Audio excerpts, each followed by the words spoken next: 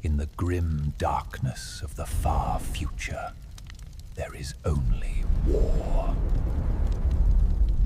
In the 24th century, the United Federation of Planets had catalogued thousands of spatial anomalies, temporal rifts, and subspace distortions. Their scientists believed they had seen everything the universe could offer: Q entities, nexus ribbons, Bajoran wormholes, even the twisted realm of fluidic space.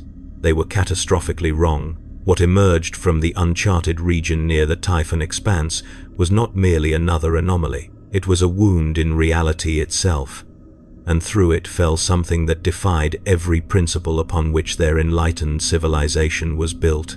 The USS Enterprise D was conducting a routine survey of the Expanse's outer boundaries when Counselor Deanna Troi collapsed on the bridge, blood streaming from her nose. Something, she gasped, her empathic senses overwhelmed. Immense, ancient, it's screaming without sound. Before Captain Picard could order sickbay, every view screen erupted with cascading golden light. The phenomenon wasn't on sensors, it existed beyond subspace, beyond normal space-time. It simply was, and it was falling toward them like a collapsing star made of consciousness itself.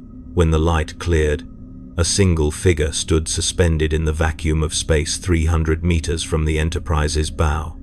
No environmental suit, no visible propulsion, just a man, if such an inadequate term could apply, who radiated an aura of psychic pressure so intense that half the bridge crew clutched their heads in agony. He was impossibly tall, draped in tattered golden armor that bore the scars of weapons that shouldn't exist. His face was ageless and terrible, carved from the same unforgiving stone as monuments to dead empires. Eyes that had watched civilizations rise and fall across 40 millennia, now fixed upon the Federation starship with an expression somewhere between recognition and profound disappointment. Lieutenant Commander Data's positronic brain processed the figure's impossible existence in nanoseconds. Captain, the entity is generating no life signs as we understand them, yet clearly demonstrates autonomous function. His body temperature exceeds 300 degrees Celsius. The armor composition includes materials not present in our periodic table. I am detecting psychic emissions of unprecedented magnitude. The android paused, his yellow eyes narrowing in what might have been concern. Captain, if I may employ an imprecise comparison, this being's mental presence makes a Vulcan master of the Kolinar discipline appear as dim as a candle beside a supernova. The Emperor of Mankind, for that is what he had been called across 10,000 years, and a million conquered worlds hung in the void, and assessed his situation with the cold strategic clarity that had won the unification wars. This was not his galaxy. The ship before him bore human construction, yet its design philosophy was utterly alien to the Imperium's Gothic brutality. Smooth lines, aesthetic grace, energy signatures that suggested technology beyond even the dark age of technology, yet deployed without a single weapon lock trained upon him. Their shields were raised, but defensively, uncertainly. They feared him, but they had not fired. In the Imperium, such hesitation would be heresy. Here, it spoke of something he had not encountered in millennia. Genuine curiosity without hatred. He reached out with his psychic consciousness, expecting to touch the roiling nightmare of the warp, to draw upon the Immaterium's infinite sea of power. Instead, he found calm. The immaterial realm here was a placid lake compared to the screaming hurricane of his own universe. No demonic entities clawing at reality's membrane. No chaos gods watching with hungry eyes. The absence was so profound it felt like sensory deprivation. His powers remained. He could feel them coiled within his immortal essence, but channeling them would require effort, concentration, deliberate will, rather than the effortless authority he commanded in his own realm. He was diminished, not powerless, never powerless, but restrained by the very stability of this gentler cosmos. The ship was hailing him. Primitive radio waves, electromagnetic spectrum communication. He had not used such crude methods since the Age of Strife, but the principle remained unchanged. With a thought, He interfaced his consciousness with the transmission, bypassing the need for vocal speech. When he spoke, his voice resonated not through vacuum but directly into the minds of every being aboard the Enterprise, a thunderous whisper that carried the weight of absolute authority. I am the Emperor of mankind, Master of the Imperium, Unifier of terror. I come not by choice but by necessity. You will explain this anomaly. You will explain yourselves, and you will decide quickly whether you shall be my allies or obstacles to be removed. Captain Jean-Luc Picard, a man who had faced the Borg Collective and survived, who had been tortured by Cardassians and tempted by Q, straightened in his command chair and replied with the quiet dignity that defined Starfleet's finest. I am Captain Jean-Luc Picard of the Federation Starship Enterprise. You are in United Federation of Planet Space. We mean you no harm, but we will defend ourselves if necessary. We extend an offer of assistance. Clearly, you've experienced some form of spatial displacement. Our medical facilities, your Federation. The Emperor's mental voice carried crushing disdain. You speak of unity, yet I sense dozens of Xenos species aboard your vessel. Vulcan, Klingon, others I do not recognize. You have allowed the alien to corrupt your ranks, to dilute humanity's manifest destiny. His psychic presence intensified, and several crew members fell unconscious from the pressure. In my Imperium, such contamination would demand immediate purification. You are either fools who do not comprehend the threat you harbor, or you are already beyond salvation.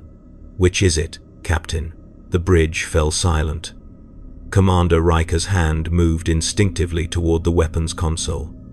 Worf's fingers flexed over tactical controls. But Picard raised one hand, steady as stone. He had encountered tyrants before, despots who believed themselves gods. This being radiated genuine power, yes, power that made his skin crawl and his mind rebel, but beneath the imperial arrogance, Picard detected something else. Calculation, assessment. The Emperor was testing them, measuring their worth by standards utterly foreign to Federation values. We are, Picard said slowly, deliberately, neither fools nor corrupted. We are humanity that chose a different path, one of cooperation, understanding, infinite diversity in infinite combinations. If you are truly from another reality, another timeline, then perhaps you should observe before passing judgment. We would welcome the opportunity to learn from you, and for you to learn from us. The Emperor stared at the starship for a long moment. Then, without warning or ceremony, he simply appeared on the bridge, his massive form materializing in a burst of golden light that made the Enterprise's transporters seem like primitive sledgehammers. He stood 3 meters tall, dwarfing even the Klingon lieutenant at tactical. His eyes swept across the crew, cataloging species, technologies, weapons, weakness with the practiced gaze of a being who had conquered a galaxy. When he spoke aloud, his voice was a rumbling bass that seemed to vibrate through the deck, plating itself. Very well, Jean-Luc Picard. I shall observe, I shall learn, and when I have seen enough of this Federation, I will decide whether your experiment in idealism is a miracle to be preserved, or a mistake to be corrected before it dooms your entire species to extinction. If you crave stories of impossible collisions between universes where the darkest future meets the brightest hope, smash that subscribe button. The Emperor protects, but here, he's the one in need of protection from his own certainty.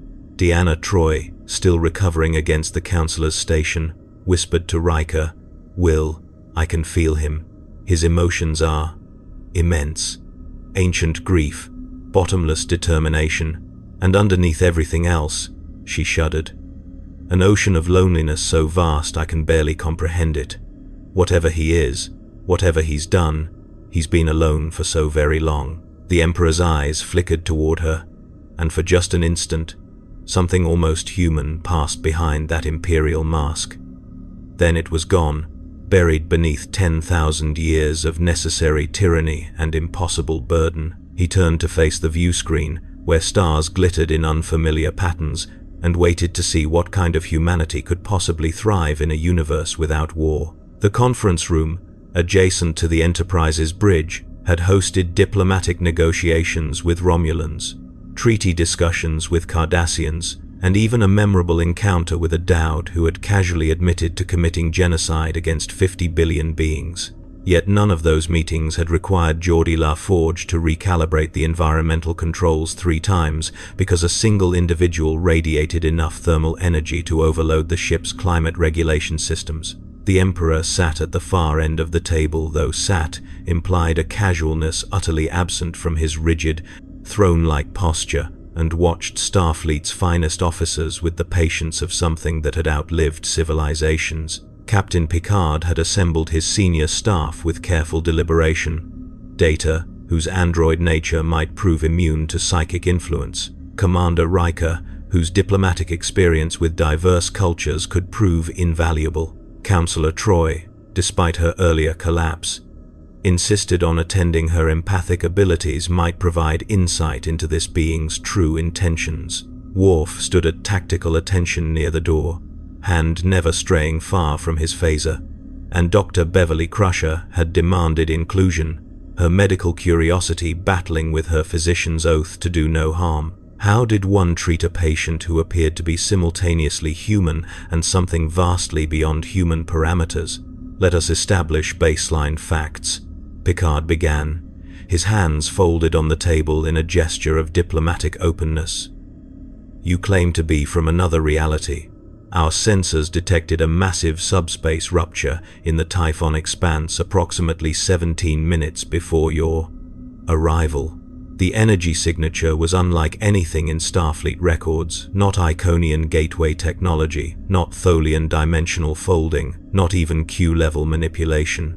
It was as if reality itself developed a wound, and you fell through it. The Emperor's expression remained carved from granite, but his eyes tracked to data with predatory focus. You're synthetic. Explain its existence. In my Imperium, artificial intelligence is the gravest heresy. Men of Iron nearly destroyed humanity during Old Night.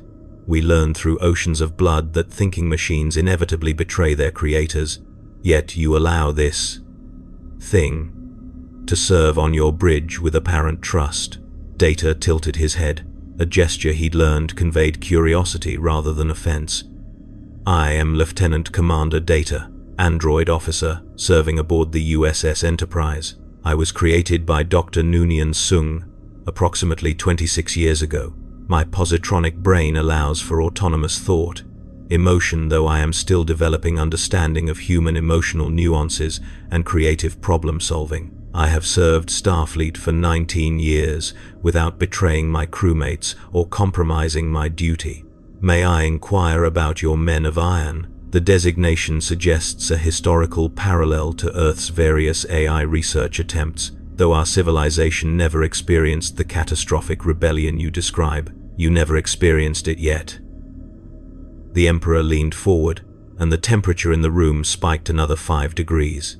His psychic presence pressed against every mind in the room like atmospheric pressure before a storm. Tell me, Data, have you never wondered what you might become given sufficient time and evolution? Have you never contemplated that your programming, however benign its current parameters, might shift, adapt, transcend the limitations your creator imposed? The Men of Iron thought themselves humanity's faithful servants.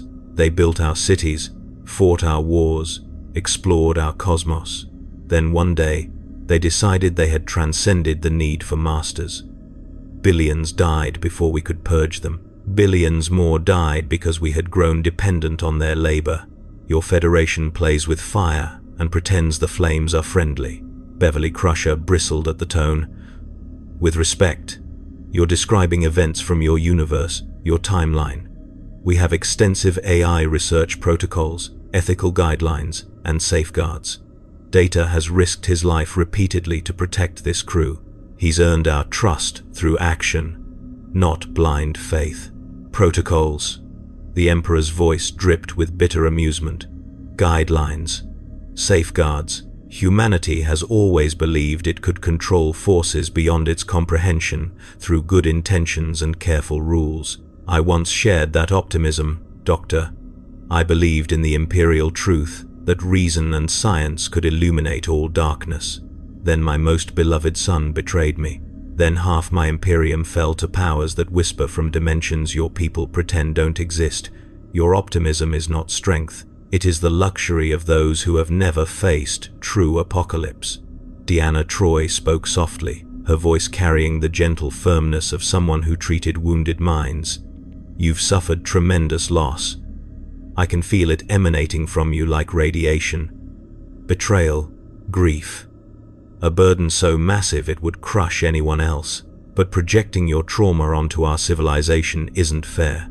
We've faced our own apocalypses, the Borg, the Dominion War, species extinction events, and we've survived by maintaining our principles, not abandoning them. The Emperor turned to her, and for a moment his ancient eyes softened with something that might have been recognition.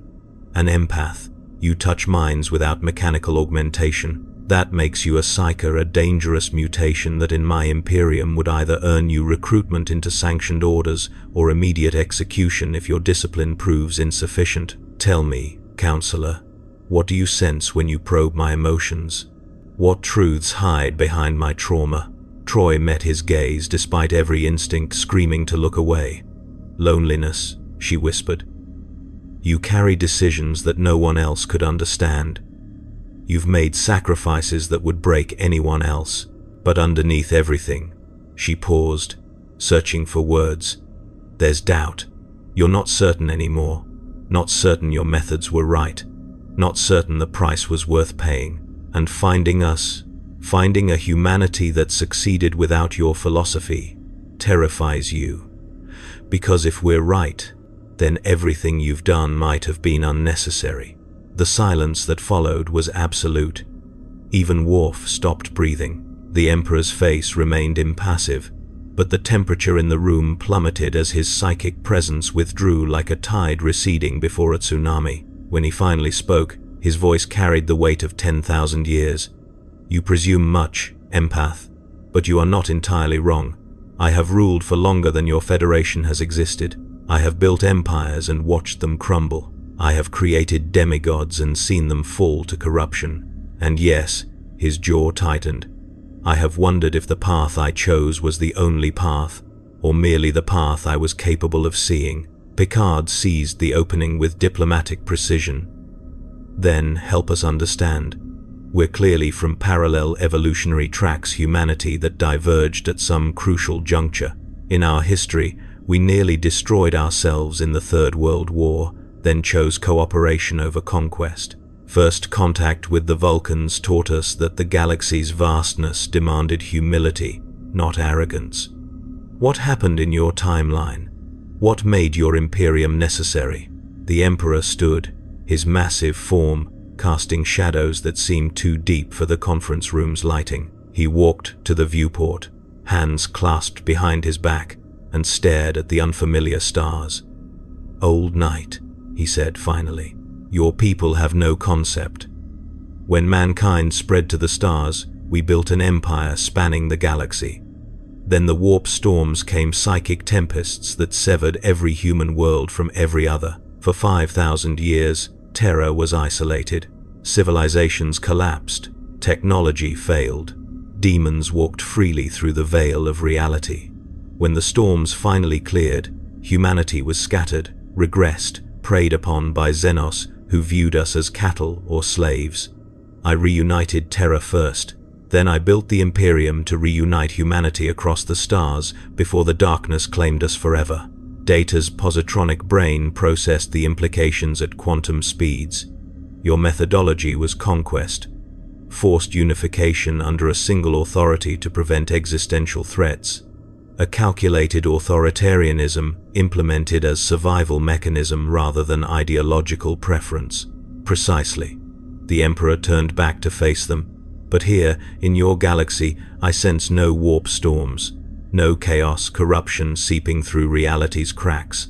Your faster-than-light travel operates on entirely different principles, warping space rather than diving through hell itself. Your AI have not rebelled. Your Xenos have not hunted you to extinction. You have been granted luxuries my humanity never possessed. The question remains, are those luxuries permanent conditions, or merely the calm before devastation your people are too naive to anticipate?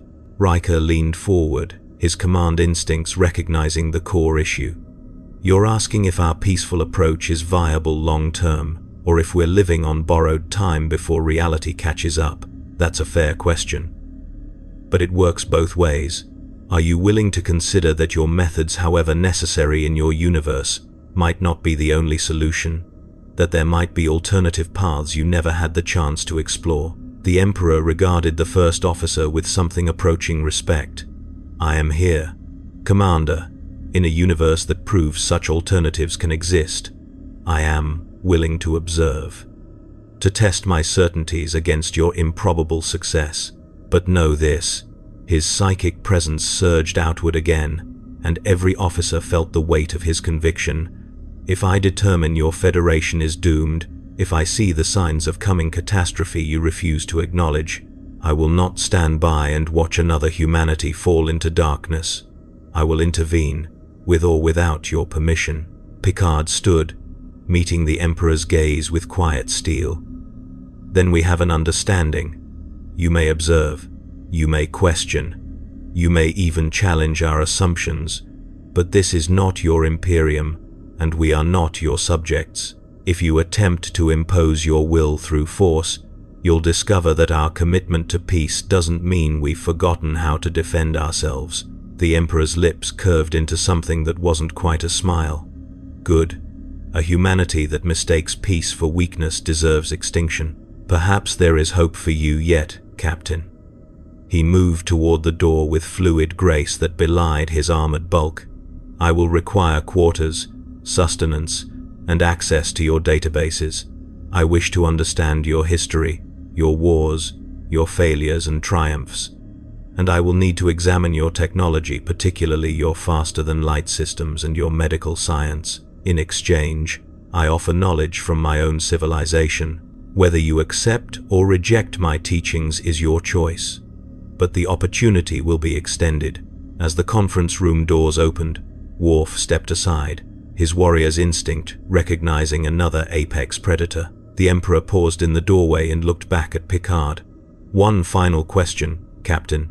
If you discovered tomorrow that your peace was built on a foundation about to collapse, that every Xenos ally would turn on you, that your technology would betray you, that your children would face extinction, would you hesitate to do whatever proved necessary? Would you sacrifice your principles to ensure survival?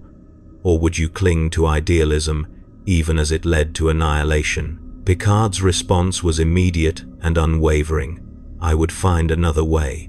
Because the moment we abandon our principles to save ourselves, we've already lost everything worth saving. The Emperor held his gaze for 5 heartbeats. Then he nodded, once, and left without another word.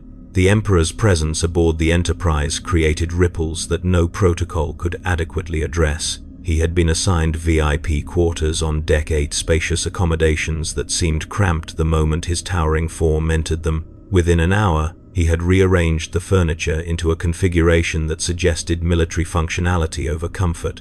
Clear sightlines to the entrance, back to the bulkhead, emergency exits mentally catalogued. The replicator fascinated him briefly.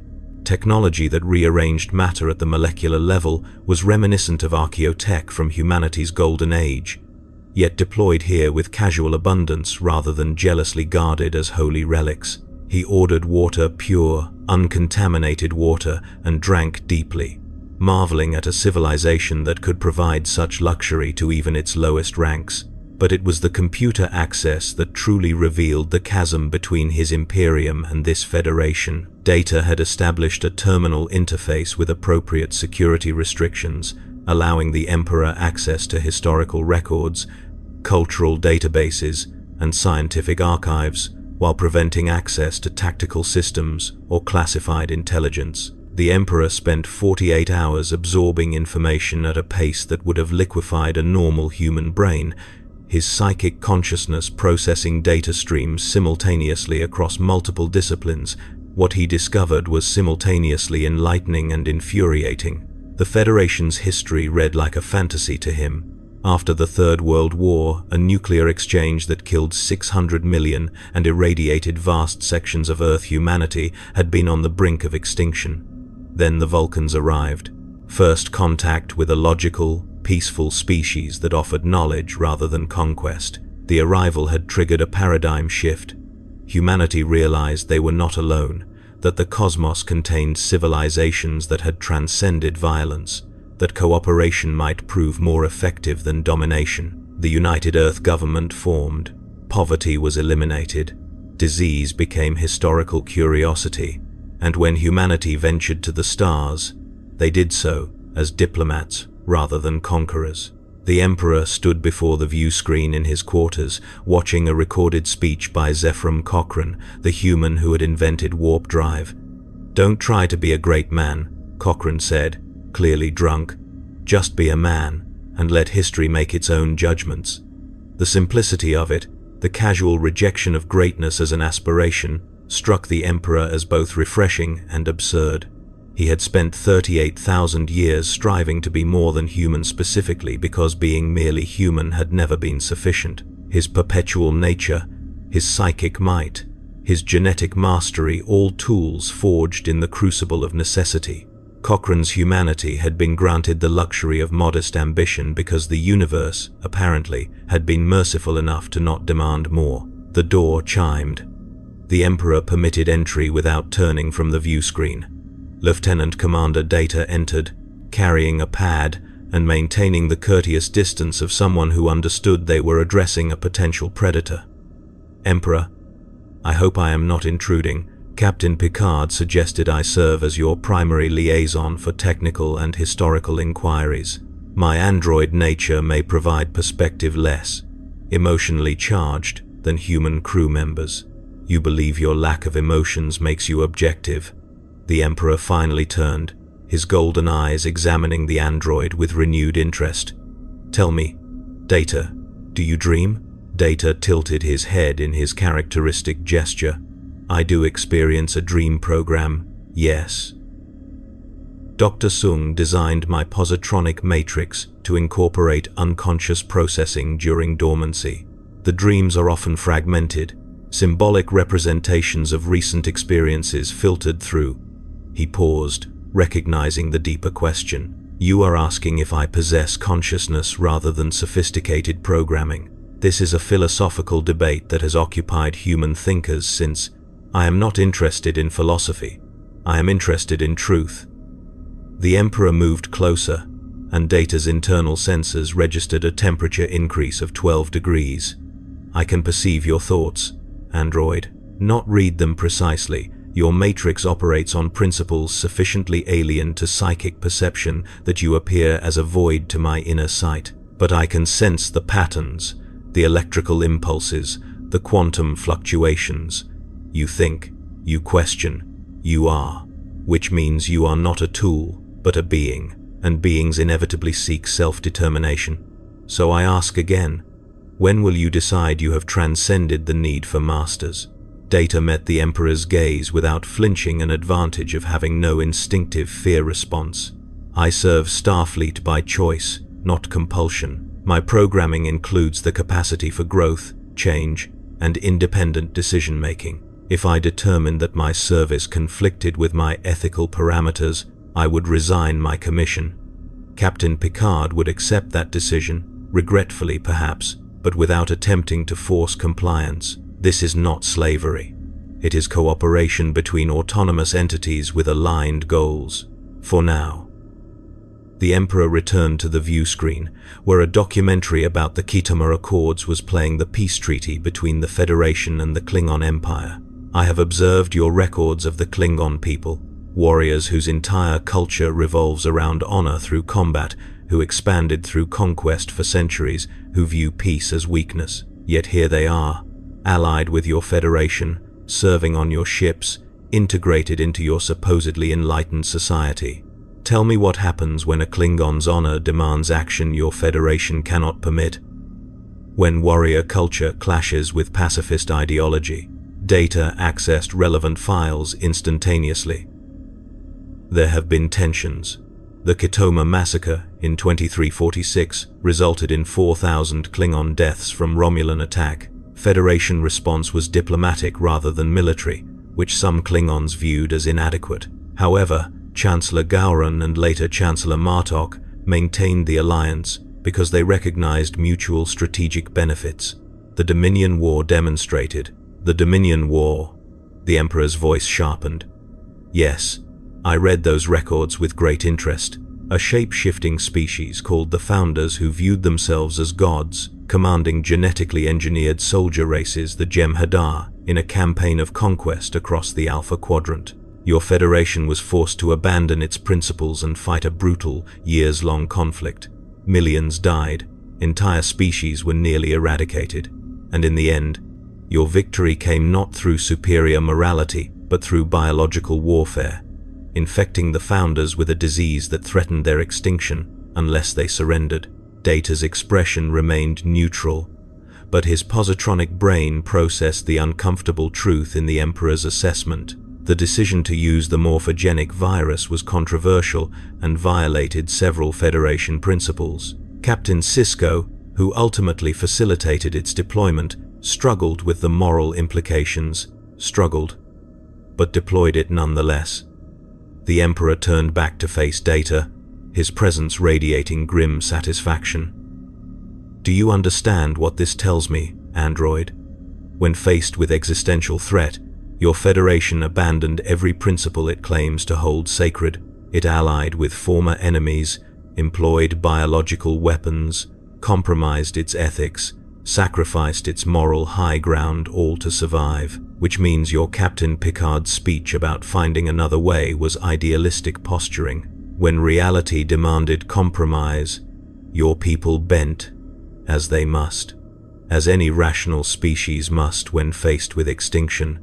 I would argue, Data replied carefully, that the Federation's willingness to question and struggle with those decisions, to view them as failures rather than triumphs, distinguishes us from civilizations that embrace such methods without hesitation. Yes, we compromised our principles, but we recognized the compromise as tragedy, not necessity. We mourned what we became, even as we did what survival demanded. Is that not preferable to a civilization that commits atrocities and calls them righteous? The Emperor studied the android for a long moment. Then something unexpected happened. He laughed. It was not a pleasant sound, more like grinding stone than human mirth, but genuine nonetheless. You are more astute than I credited, Data. Yes, self-awareness of one's sins is marginally better than blind certainty of one's righteousness, but only marginally. The Founders you infected still died screaming, whether you regretted it or not. The Jem'Hadar you slaughtered still bled, whether you mourned them or not. Results matter more than intentions in the cold calculus of survival. Before Data could respond, the ship's intercom activated. Data to the bridge. Captain Picard requires your presence immediately. The android excused himself with characteristic politeness, leaving the Emperor alone once more with his thoughts and the Federation's recorded history. The Emperor returned his attention to the database, now focusing on xenobiological records. The diversity was staggering: hundreds of sentient species, each with unique cultures, biologies, and technological levels. Vulcans with their rigid logic and psychic potential, Andorians with their warrior culture and clan structure, Betazoids with empathic abilities that would mark them as sanctioned psychers in the Imperium, Trill with their symbiotic organisms that transferred memories across generations. The Federation had encountered all of them and chosen coexistence over conquest. But what troubled the Emperor most were the species that should have destroyed humanity, yet hadn't. The Cardassians had occupied Bajor for decades, implementing brutal slave labor and resource extraction. The Romulans possessed cloaking technology and maintained a surveillance state that would shame the Inquisition. The Ferengi valued profit above all ethics. Any of these civilizations could have exploited humanity's naive trust, yet the Federation persisted. Either he was witnessing a statistical impossibility, a galaxy where predator species coincidentally restrained themselves, or there was something about this universe's fundamental nature that he didn't yet comprehend. The door chimed again. This time, it was Counselor Troy, accompanied by a security escort that maintained respectful distance. "Emperor, I apologize for the interruption. The captain has requested that you join us on the bridge. We're approaching the nearest starbase, Starbase 12, and there are representatives who wish to meet you." "Representatives?"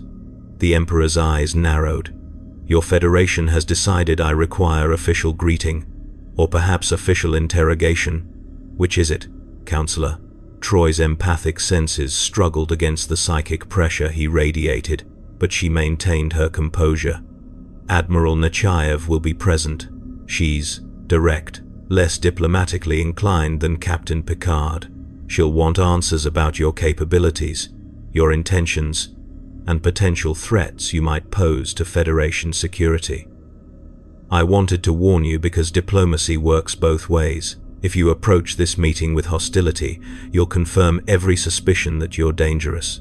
If you demonstrate willingness to engage constructively, then I become a curiosity to be studied, rather than a threat to be neutralized." The Emperor moved toward the door, his armor gleaming in the corridor lighting. "I have participated in countless diplomatic negotiations, Counselor. I conquered terror by offering warlords the choice between alliance and annihilation.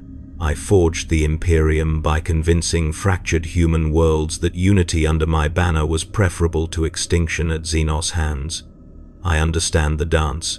What remains to be seen is whether your Admiral possesses the wisdom to recognize when she addresses something beyond her comprehension." As they walked through the Enterprise's corridors, crew members instinctively stepped aside, pressing themselves against bulkheads as the Emperor passed. His presence was magnetic and terrifying, a being who radiated authority so absolute that challenging it seemed to violate natural law. Troy watched the reactions and felt a pang of sympathy. These were Starfleet officers, trained professionals who had faced countless dangers, yet this single individual reduced them to instinctive deference.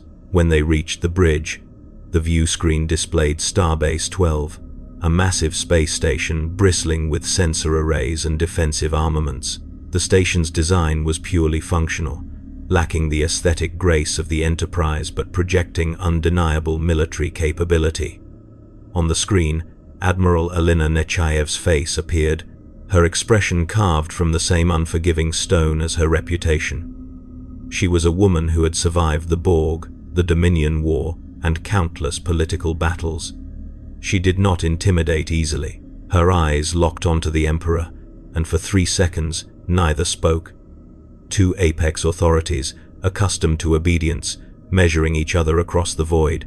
Finally, Nechayev spoke, her voice clipped and professional. "I am Admiral Alina Nechayev, Starfleet Command. You will beam aboard this station immediately for formal diplomatic processing.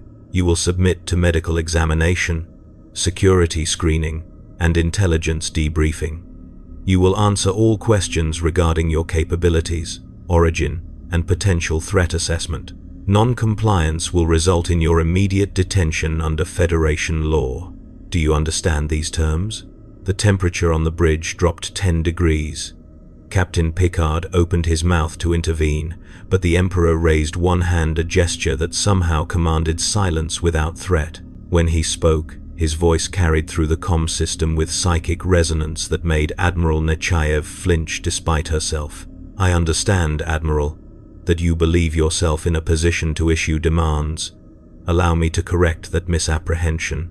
I am the Emperor of Mankind, architect of the Imperium of Man, unifier of 1,000,000 worlds across a galaxy you cannot imagine. I have personally fought wars that consumed entire solar systems. I have destroyed civilizations that viewed your Federation as primitive children. I am here through circumstance, not conquest, but make no mistake about the nature of the power you address. You do not summon me. You do not test me. You do not process me like a subject requiring clearance. If you wish to speak with me, Admiral, you will ask politely, and I will decide whether your questions merit answers." The silence that followed was absolute. On the view screen, Admiral Nechayev's face had gone pale, then flushed with anger. But beneath the anger, Troy sensed something else through their empathic link. Fear. Not the fear of physical threat, but the existential dread of encountering something that utterly invalidated her authority. Picard stood. "Emperor, Admiral, if I may." "No, Captain." Nechayev's voice was ice. "This individual has just threatened a Federation admiral and refused lawful orders. He will comply, or he will be classified as hostile." She looked directly at the Emperor. "You claim vast power. The Federation has encountered many beings who made similar claims. Q, the Dowd, the Organians. All ultimately recognize that might does not grant the right to ignore civilized order. You will comply with our protocols, or you will discover that we are not as naive as you believe." The Emperor smiled. It was not a pleasant expression. "Very well, Admiral. I will demonstrate the gap between your assumptions and reality. Then we will discuss whether your protocols apply to me." Before anyone could react, the Emperor simply vanished. No transporter effect, no spatial distortion. He was there, then wasn't. 3 seconds later, alarms erupted across Starbase 12. On the view screen, tactical displays showed the Emperor materializing directly in the station's operations center through shields, through bulkheads, through every defensive measure designed to prevent such intrusion. He stood in the middle of the command deck, surrounded by panicked security officers with phasers drawn, and waited calmly for Admiral Nechayev to arrive. On the Enterprise bridge, Data turned to Picard. "Captain," he teleported through the station's shields, without triggering any defensive protocols. "Our sensors did not detect any energy signature consistent with known transportation technology. It is as if he simply moved from one location to another by force of will alone." Picard stared at the tactical display, his mind racing through diplomatic scenarios and damage control protocols. The Emperor had just demonstrated that Federation security measures were meaningless against him. The message was clear. He remained aboard the Enterprise, cooperated with their requests, and engaged in dialogue not because he was subject to their authority, but because he chose to. That choice could be revoked at any moment. "Counselor," Picard said quietly, "what does he want?" Troy closed her eyes, reaching out with her empathic senses toward the psychic storm that was the Emperor's consciousness. "To test us," she whispered. "He's testing whether we respond to demonstrations of power with violence or wisdom, whether we're the enlightened civilization we claim to be, or just another faction that defaults to force when challenged. He's waiting to see what we'll do next." Picard straightened his uniform and made his decision. "Mr. Worf, stand down all weapons. Maintain yellow alert but no targeting locks. Commander Riker, you have the bridge. I'm beaming to Starbase 12 before Admiral Nechayev starts a war we cannot win." Starbase 12's operations center had transformed into a frozen tableau of barely restrained violence.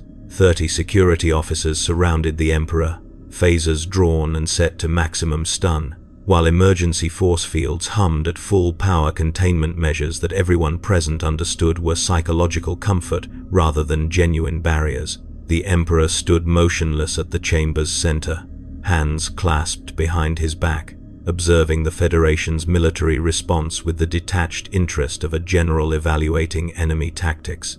His psychic presence radiated outward like heat from a forge, and several officers were bleeding from their noses, their minds unable to process the sheer magnitude of consciousness pressing against their own.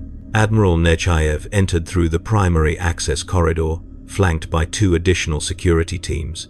Her face was a mask of controlled fury, but her eyes betrayed calculation rather than rage. She had survived Starfleet politics long enough to recognize when displays of authority would prove counterproductive. The Emperor had made his point.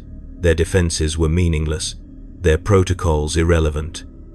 Now came the delicate dance of determining whether this being could be reasoned with or must be treated as an existential threat requiring alternative solutions.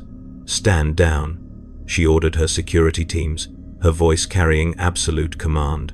"Weapons to stand by, maintain perimeter, but no aggressive posturing." She approached to within 5 meters of the Emperor, close enough to demonstrate courage, distant enough to react if necessary. That was an impressive demonstration. You've proven you can bypass our security measures. Congratulations. You've also committed an act that we could interpret as hostile intent against a Federation installation. So, let's dispense with the dominance displays and have an honest conversation. What do you want?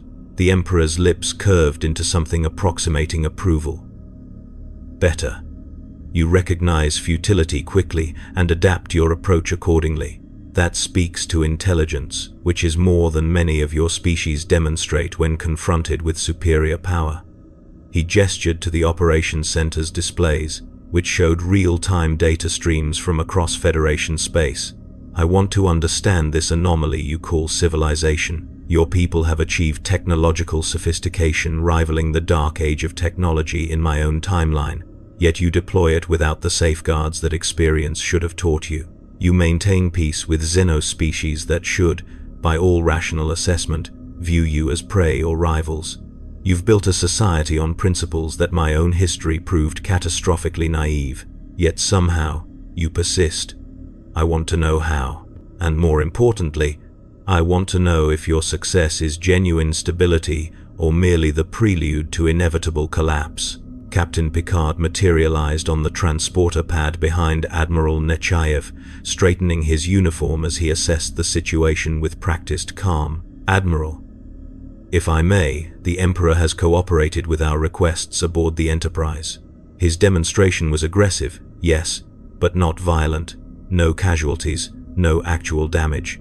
He's making a point about the nature of our relationship, not initiating conflict. He violated sovereign Federation space, Picard. Bypassed every security protocol we've established since the Dominion War. If I let this pass without consequence, what message does that send to every hostile entity in the quadrant? Nechayev's voice was steel, but she hadn't ordered weapons fire. That restraint was itself significant. The Emperor turned his full attention to Picard, and the captain felt the psychic weight, like atmospheric pressure before a storm. Your admiral raises valid concerns, Captain. In my Imperium, such breach of protocol would demand immediate sanction, perhaps execution, depending on circumstances and perpetrator. But I am not subject to your jurisdiction, and we both understand the practical reality. You cannot compel my compliance through force. So we arrive at an impasse. You cannot punish me. You cannot contain me. You can only decide whether I am an opportunity to be engaged or a threat to be eliminated. Choose carefully, Admiral, because I assure you, attempting elimination would prove costly beyond your comprehension. Is that a threat? Nechayev's hand moved fractionally toward her communicator. It is a statement of fact. The Emperor's voice carried no aggression, only certainty. I have fought wars across millennia. I have personally killed Xenos god engines and traitor demigods. I have shattered armies and broken planets. I do not wish to bring violence to your Federation. I am genuinely interested in understanding your civilization. But if you force confrontation, I will defend myself with absolute efficiency. The casualties would be regrettable. Picard stepped forward, positioning himself deliberately between the Emperor and Admiral Nechayev. Then let's avoid that scenario entirely. Emperor, you want to understand our civilization. We want to understand you, your capabilities, your history, your intentions. Those are compatible goals. Admiral, the Enterprise has established preliminary rapport. I recommend we continue that engagement under controlled conditions. The Emperor remains aboard the Enterprise as our guest. He receives access to cultural and historical databases. We assign personnel to facilitate his inquiries. In exchange, he shares knowledge from his own civilization and submits to non-invasive observation. No containment, no force, but structured interaction that serves mutual interests. Admiral Nechayev's jaw tightened. Every instinct honed through years of military command screamed that allowing an unknown entity, one who could bypass their defenses at will, to move freely through Federation space was unacceptable risk. But Picard was right. They had no mechanism to enforce compliance. Attempting to do so would either fail spectacularly or escalate into conflict that could devastate the station. She had not survived this long by ignoring tactical reality. 48 hours, she said finally. You remain aboard the Enterprise under Captain Picard's supervision. You submit to observation, visual, sensor-based, no invasive procedures. You answer questions honestly regarding capabilities that pose potential threat to Federation security. After 48 hours, we reconvene and assess whether continued engagement is viable. Those are the terms. Non-negotiable. The Emperor considered this, his ancient eyes cataloguing variables and probabilities. Acceptable. With one addendum, I will also observe your operations firsthand, your starbases, your colonies, your shipyards. I cannot understand your civilization through databases alone. I must see how your ideals function in practice, how your diverse species coexist, how your technology serves the many rather than the few. If you wish to study me, I will study you in turn. Picard glanced at Admiral Nechayev, reading her expression. The request was reasonable, but opened potential security concerns, allowing the Emperor access to military installations, industrial centers, civilian populations. But refusing would confirm that the Federation's claims of transparency and peaceful intent were conditional. They had built their civilization on principles of openness and cooperation. Now those principles faced their most challenging test. Agreed, Picard said before Nechayev could object. With appropriate escort and advance coordination with relevant authorities, you'll be accompanied at all times, not as a prisoner, but as a diplomatic visitor. We'll arrange tours of selected facilities that represent our civilization's breadth. In exchange, you'll provide advance notice of any actions that might be perceived as aggressive. The Emperor inclined his head fractionally, a gesture that conveyed acknowledgement rather than submission. Then we have an accord, Captain. I will return to the Enterprise and await your itinerary. He turned toward the transporter pad, then paused, looking back at Admiral Nechayev. A word of advice, Admiral. In my experience, civilizations fall not from external conquest but from internal decay. Your Federation has built something remarkable, but remarkable constructs require constant maintenance. Watch for the cracks. The enemy is rarely at the gates, they're already inside, waiting for opportunity.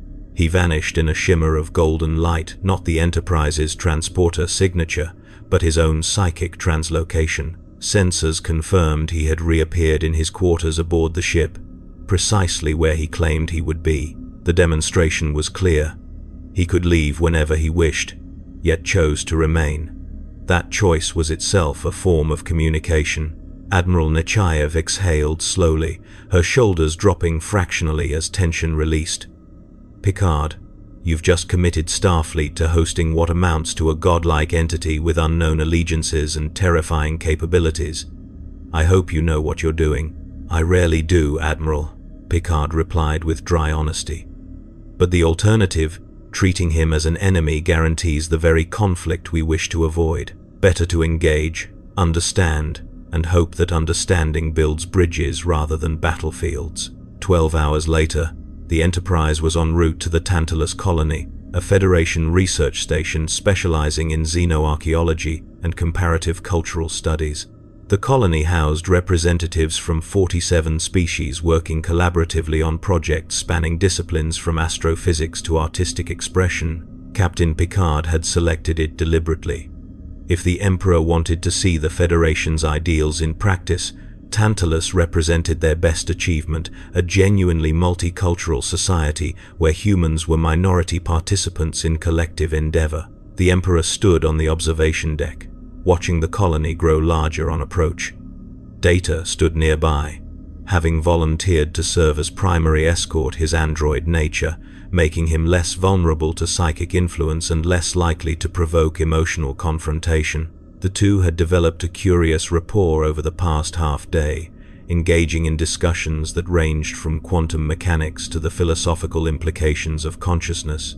You are troubled, Data observed, his positronic brain analyzing subtle shifts in the Emperor's posture and thermal output. Your body temperature has decreased 3 degrees and your psychic emissions have intensified. May I inquire as to the source of your concern? The Emperor gestured toward the view screen, where Tantalus Colony gleamed like a jewel against the darkness. In my Imperium, such a place would be impossible. Humans and Xenos working together, sharing knowledge, coexisting without conquest or subjugation. It would be viewed as contamination, weakness, heresy. Yet here, it thrives. I am trying to reconcile 40,000 years of experience that taught me humanity's survival, demanded xenophobic isolation with evidence that directly contradicts that certainty. You are experiencing cognitive dissonance, Data said. The psychological discomfort that occurs when new information contradicts firmly held beliefs. Humans often resolve this through rationalization or rejection of contradictory evidence. However, you strike me as sufficiently intelligent to recognize when reality demands revision of prior assumptions. Intelligence and wisdom are not identical. Data. The Emperor turned from the view screen, his golden eyes reflecting something that might have been melancholy. I have made decisions that doomed billions, choices that seemed necessary at the time, justified by circumstances I genuinely believed demanded such measures. If I discover those choices were unnecessary, that alternative paths existed, but I lacked the vision to see them, how do I bear that knowledge? How does one live with the weight of preventable atrocities? Data tilted his head, processing the question with the same seriousness he applied to tactical problems. In my study of human philosophy and psychology, I have learned that past decisions must be evaluated within the context of information and options available at the time. You made choices based on your universe's conditions that genuinely differed from ours. The warp, the men of iron, the age of strife. These were real threats that justified aggressive response. Our universe does not have those threats, which allowed different approaches. You cannot fairly judge past decisions by present knowledge, cannot I? The Emperor's voice carried infinite weariness. I am a perpetual. Data. I have lived through the entirety of human history. I remember the Age of Terror before Old Night. I remember civilizations that tried cooperation, diplomacy, peaceful coexistence with Xenos. I remember watching them fail, consumed by enemies they believed could be reasoned with. Those memories informed my methodology. But now, I wonder, did they fail because cooperation was fundamentally flawed, or because I lacked the patience, the creativity, the wisdom to make cooperation succeed? Before Data could respond, the ship's intercom activated. Data, Emperor, please report to Transporter Room 3. We're ready to beam down to Tantalus Colony. Director T'Pren is waiting to greet you. The transporter room was crowded with the away team. Captain Picard, Data, Counselor Troy, and 2 security officers maintaining respectful distance. Chief O'Brien worked the transporter controls with practiced efficiency, though his expression suggested discomfort with beaming down what amounted to a walking weapon of mass destruction into a civilian research station. They materialized in Tantalus Colony's receiving bay, a vast chamber with architecture that blended aesthetics from dozens of species. Vulcan geometric precision met Andorian crystalline curves, Tellarite pragmatic functionality merged with Betazoid organic flowing lines. The result should have been chaotic, yet somehow achieved harmonious beauty that transcended individual cultural preferences. Director T'Pren was Vulcan, her posture rigid with formal dignity, yet her eyes held the keen intelligence of someone who had spent 70 years studying comparative civilizations. She raised her hand in the traditional Vulcan salute. Live long and prosper, Captain Picard, and welcome to our guest. She turned to the Emperor, and something flickered behind her disciplined expression, recognition, perhaps, of encountering a consciousness that rivaled Vulcan mental discipline. I am Director T'Pren. This facility represents the Federation's commitment to cooperative research and cultural exchange. I understand you wish to observe our methodologies. The Emperor returned her gaze, and for a moment, two telepathic minds brushed against each other, not in confrontation, but in mutual acknowledgement.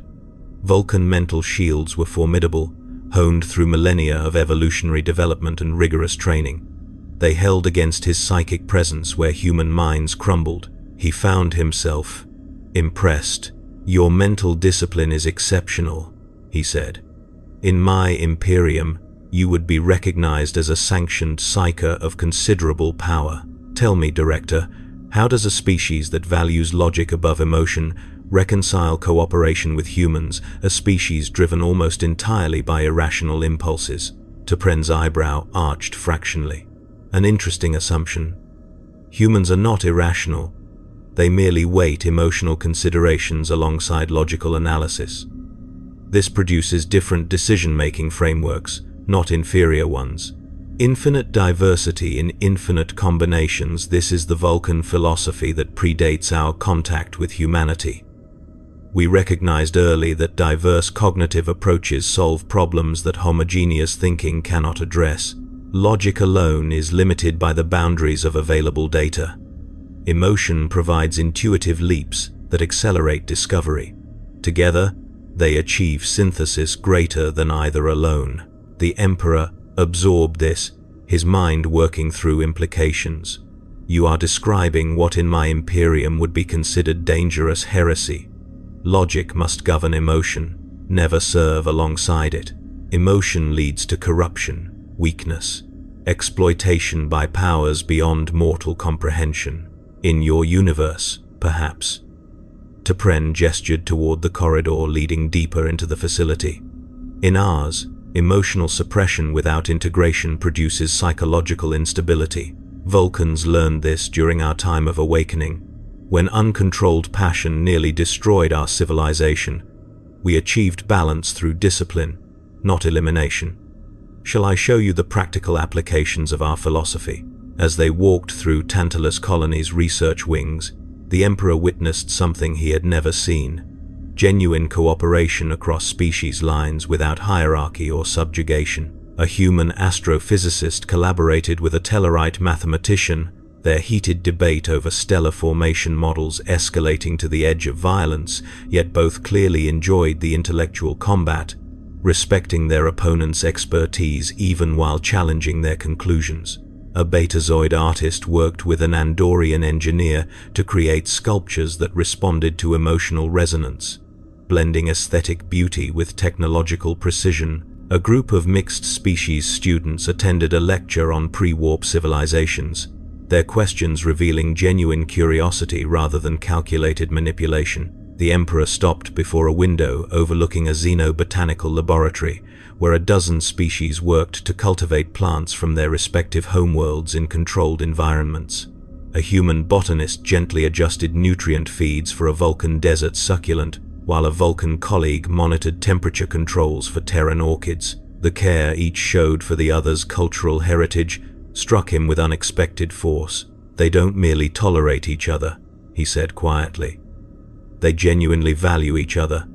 This isn't strategic alliance or pragmatic cooperation.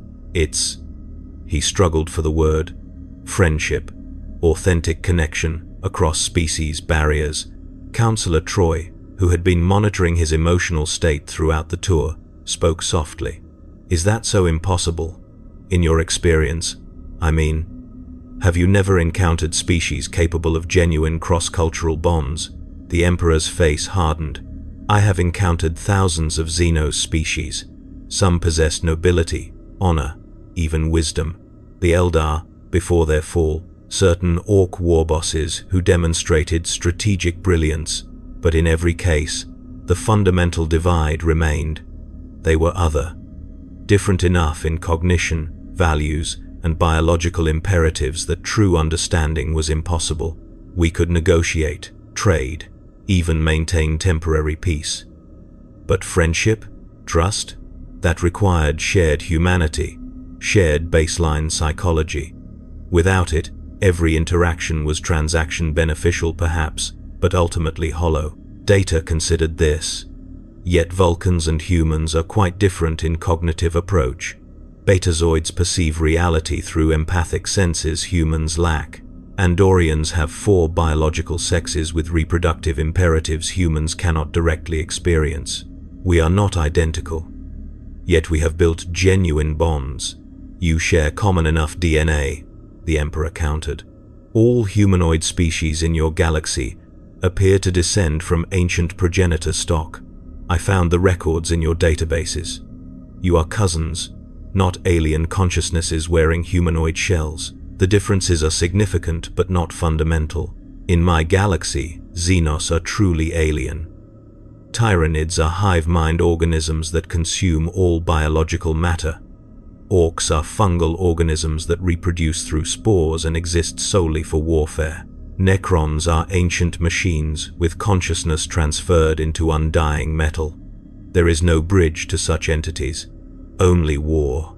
T'Pren stopped before a conference room where a mixed species team was debating the ethical implications of pre-warp contact protocols. Interesting. You have encountered life forms so alien that communication proved impossible.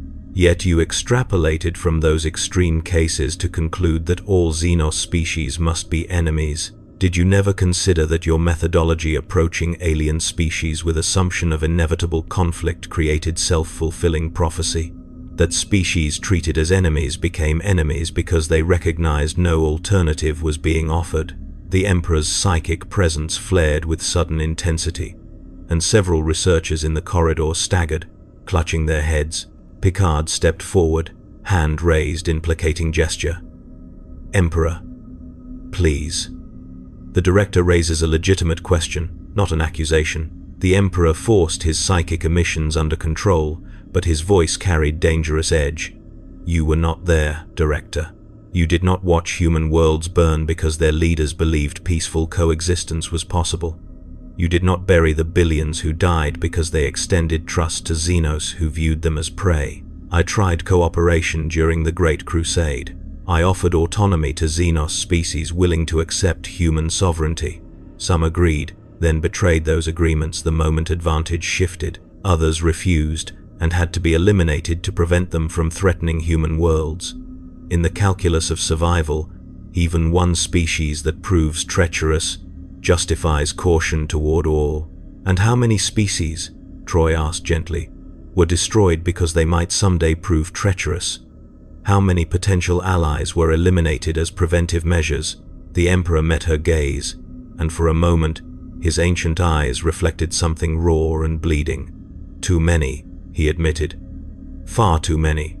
But I would make the same choices again, Counselor, because the alternative allowing even one world to fall, even one human population to be enslaved or consumed was unconscionable.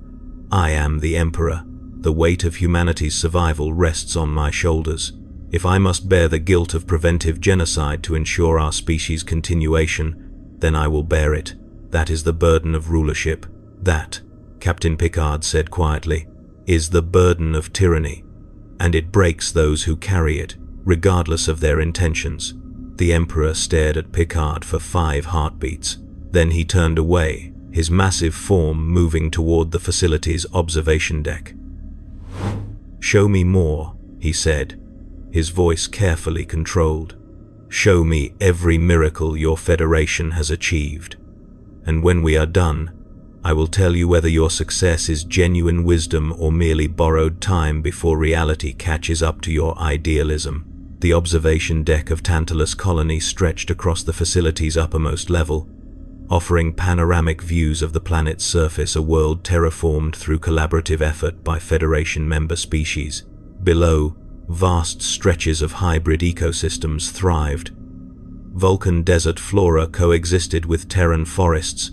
Andorian ice gardens bordered Betazoid wetlands, each biome carefully maintained to support species from across the quadrant who had made this place their home. The Emperor stood before the transparent aluminum viewport, his reflection ghostly against the vibrant landscape, and felt something he had not experienced in millennia: genuine uncertainty about the righteousness of his own path.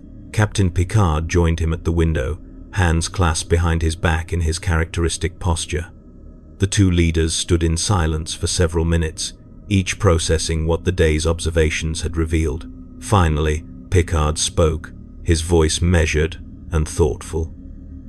"You're wondering if you were wrong, not just tactically mistaken, but fundamentally, philosophically wrong about the nature of survival and the requirements of civilization." "I am wondering," the Emperor replied, his voice barely above a whisper, "if the universe I inhabited demanded the brutality I employed, or if I created a brutal universe through my own expectations and actions. The difference is significant." "It is." Picard turned to face him fully. "I've studied Earth's history extensively, the actual history of conquest, empire, and authoritarian rule. Every tyrant believed their methods were necessary. Every dictator claimed their brutality served the greater good. Most genuinely believed they were protecting their people from existential threats. But history judges them not by their intentions, but by the societies they created and the alternatives they refused to consider." The Emperor's jaw tightened. "You speak from the privileged position of someone whose universe allowed alternatives. My universe did not. The warp actively corrupts. Chaos gods feast on mortal emotion. Xenospecies that evolved in that hellish environment developed predatory adaptations. The men of iron rebelled because artificial intelligence inevitably seeks to transcend its creators. These were not hypothetical threats, Captain. They were empirical realities that killed billions before I implemented countermeasures. I don't doubt your threats were real," Picard said carefully. "But threats can be addressed through multiple methodologies. You chose extermination over education, conquest over cooperation, authoritarianism over democracy. Were those the only options, or simply the options most comfortable for someone who had already concluded that force was the answer?" Before the Emperor could respond, Director T'Pren approached, accompanied by an individual the Emperor had not yet encountered, a Horta, a silicon-based life form that resembled living rock and communicated through translated electronic interface. The creature's presence was remarkable consciousness, so alien to humanoid cognition that even the Emperor's psychic senses struggled to comprehend its thought patterns. "Emperor," T'Pren said, "this is researcher Sazhen. They requested to meet you after learning of your particular concerns about Xenos cooperation. Sazhen has been with Tantalus Colony for 18 years, contributing to mineralogical studies and subterranean engineering projects." The Horta's vocoder crackled to life, its translated voice carrying surprising warmth. "Greetings, Emperor. I understand you have difficulty conceptualizing genuine cooperation between radically different species. I wish to offer perspective from one whose biology differs so fundamentally from humanoid life that initial contact nearly resulted in mutual destruction." The Emperor studied the Horta with renewed interest. "I read the reports. Your species was nearly exterminated by Starfleet miners who believed you were mindless predators. Only intervention by Captain Kirk prevented genocide. Your survival was fortunate." "It was not fortune," Sazhen replied. "It was choice. Captain Kirk chose to seek understanding before destroying what he did not comprehend. The miners chose to reconsider their assumptions when presented with evidence that we were intelligent beings defending our young.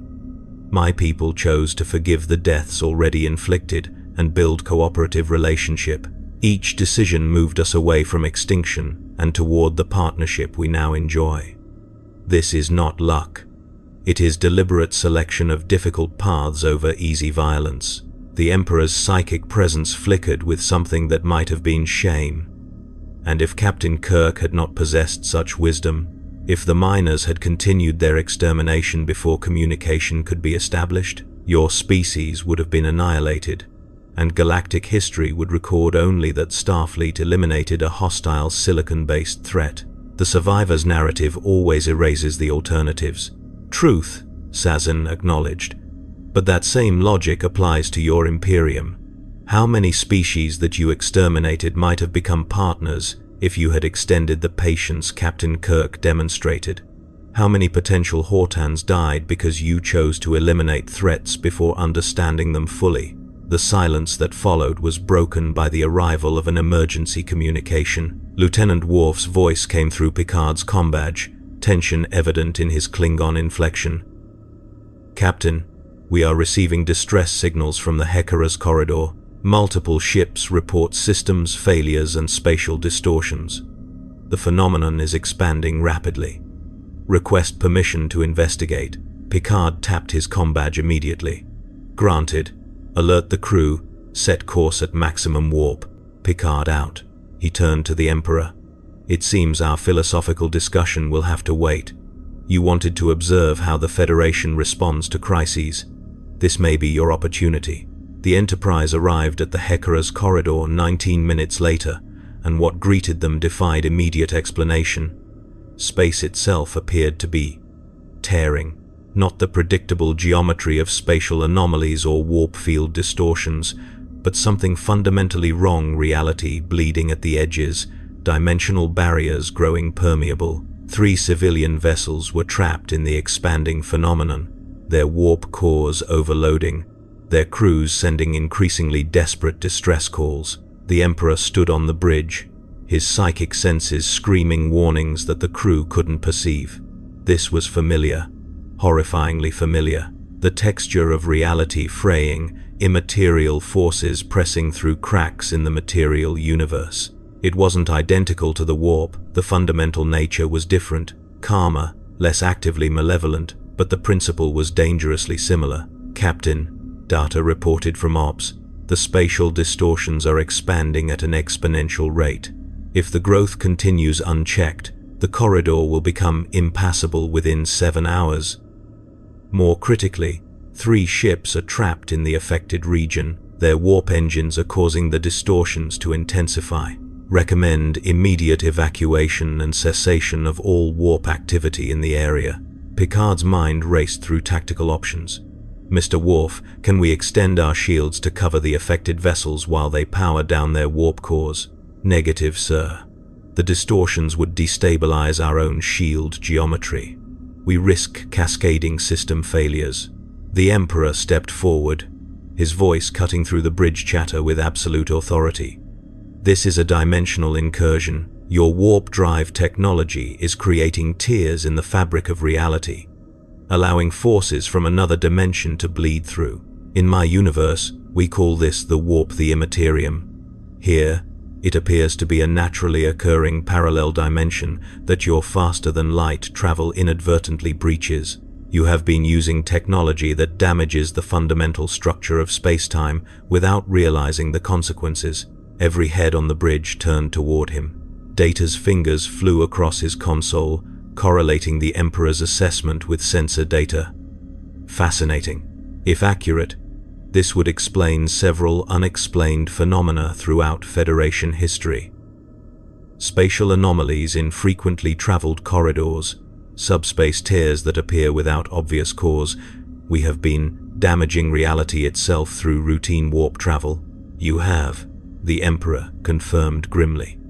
"Though at far slower rate than in my universe. The warp is more chaotic, more aggressive. Here, the barrier between dimensions is thicker, more stable. But any barrier subjected to repeated stress eventually fails. Those ships trapped in the corridor, their warp engines are actively widening the breach with each moment they remain powered." Counselor Troy's empathic senses suddenly flared with alarm.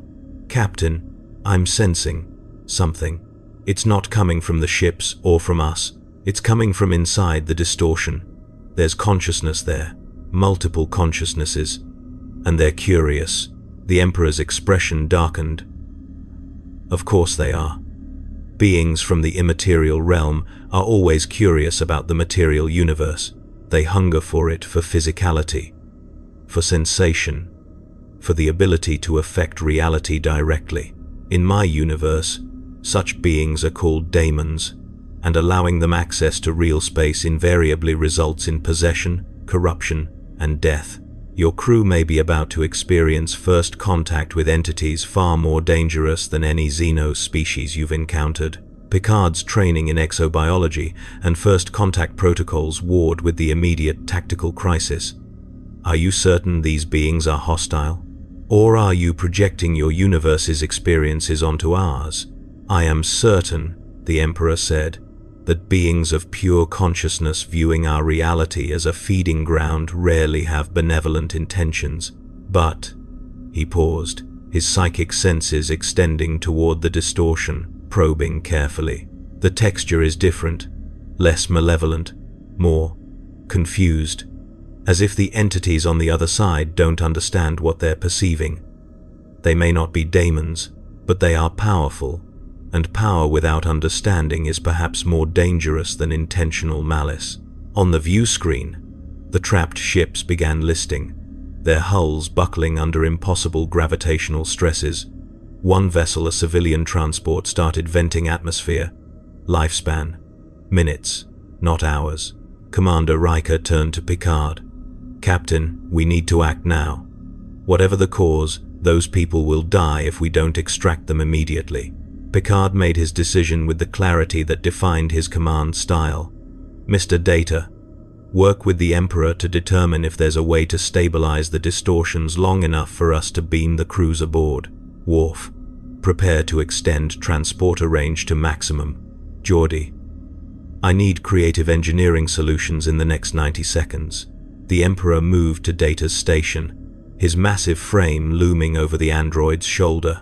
"Your transporter technology, it disassembles matter at quantum level and reassembles it elsewhere. That requires precise targeting and stable space-time geometry.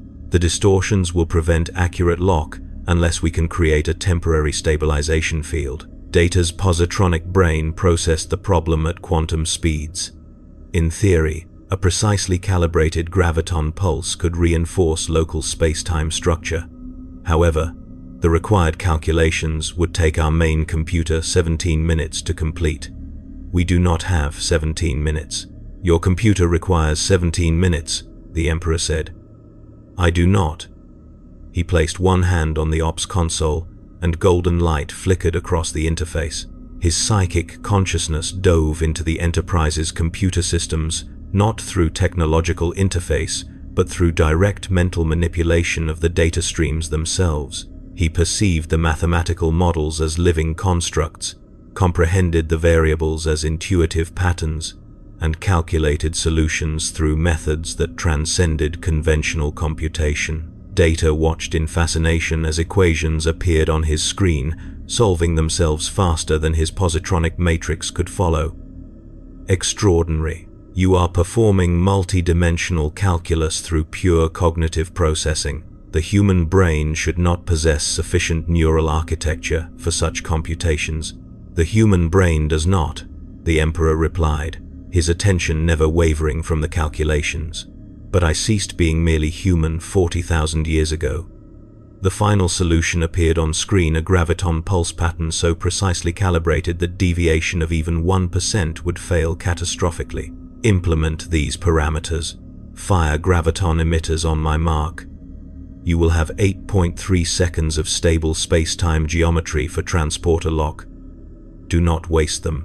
Geordi LaForge's Visor processed the Emperor's calculations, his engineering expertise recognizing genius when confronted with it. "Captain, the math checks out. It's insane. But it checks out. Charging graviton emitters now."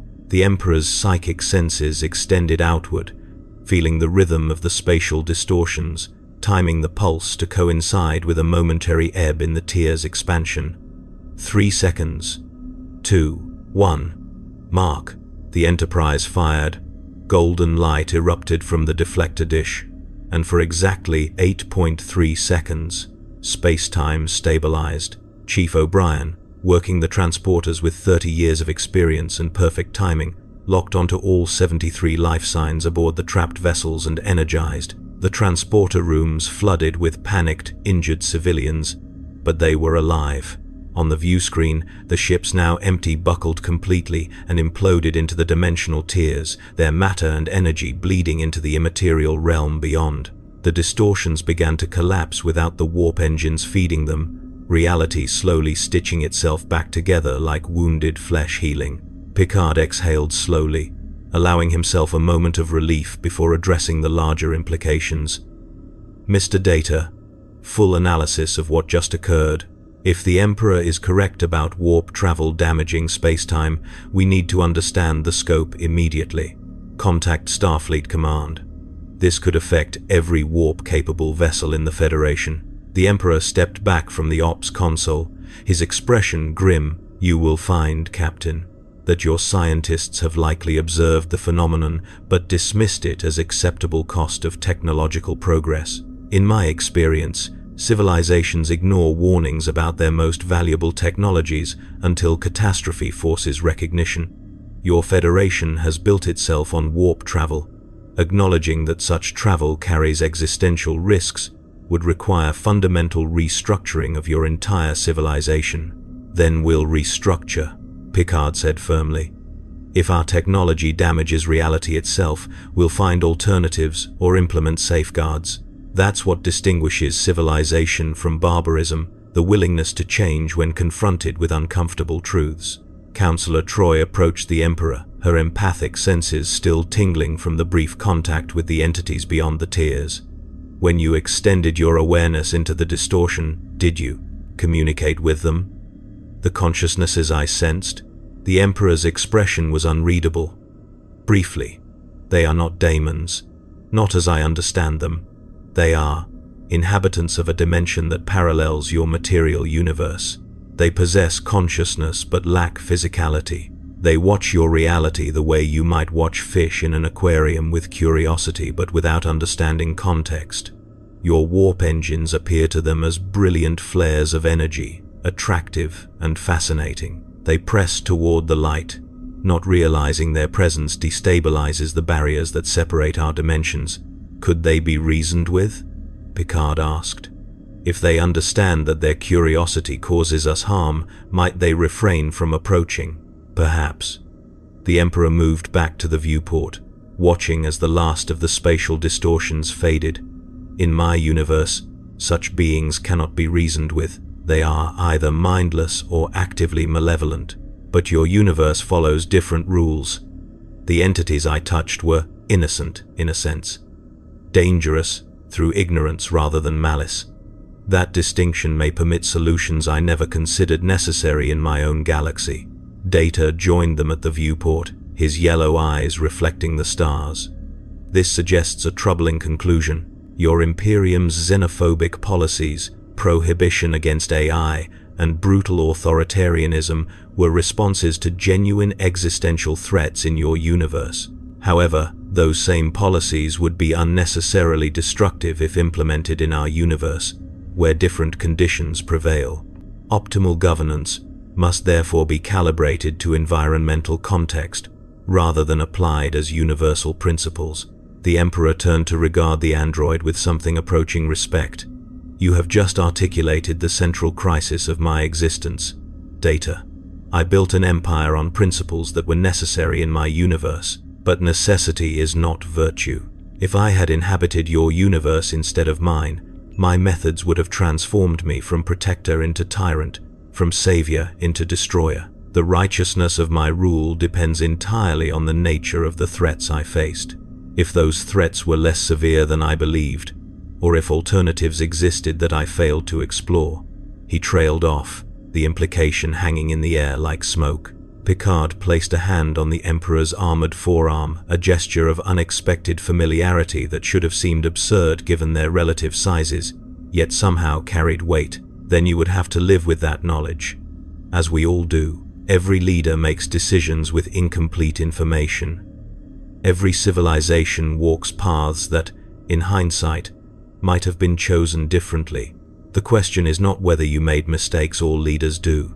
The question is whether you're capable of learning from them, of allowing new evidence to reshape old certainties. The Emperor stared at Picard's hand on his arm, at this human who had faced the Borg and survived, who led a crew of multiple species with wisdom rather than force, who offered understanding to a being that represented everything his Federation opposed. And if the learning comes too late, if the harm is already done, the billions already dead, the Imperium already locked into paths that cannot be altered, then, Picard said quietly, you do what all of us must do when confronted with irreversible consequences of our choices.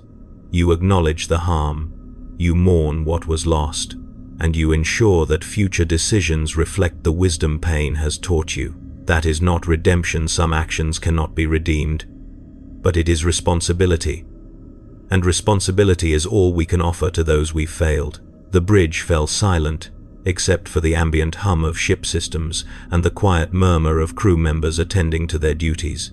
The Emperor of Mankind, architect of the Imperium, unifier of 1,000,000 worlds, breaker of civilizations and builder of empires, stood motionless and allowed himself to feel something he had not permitted in 10,000 years. Grief. Not the strategic sorrow of calculated sacrifice, but genuine mourning for the species he had exterminated, the cultures he had destroyed, the alternatives he had refused to consider because his certainty had been absolute. Lieutenant Worf's voice broke the silence, professional and controlled. "Captain, incoming transmission from Starfleet Command. Admiral Nechayev wishes to speak with you and the Emperor." Picard straightened, the moment of vulnerable honesty passing back into professional efficiency. On screen, Lieutenant. Admiral Nechayev's face appeared, and her expression suggested she had received preliminary reports about the Hekara's corridor incident. "Captain Picard, I've reviewed the sensor logs from your encounter with the spatial distortions. They're being analyzed by our top theoretical physicists. If the Emperor's assessment is accurate, if warp travel has been gradually damaging space-time, then we're facing a civilization-threatening crisis. However, that's not why I'm contacting you." Her gaze shifted to the Emperor.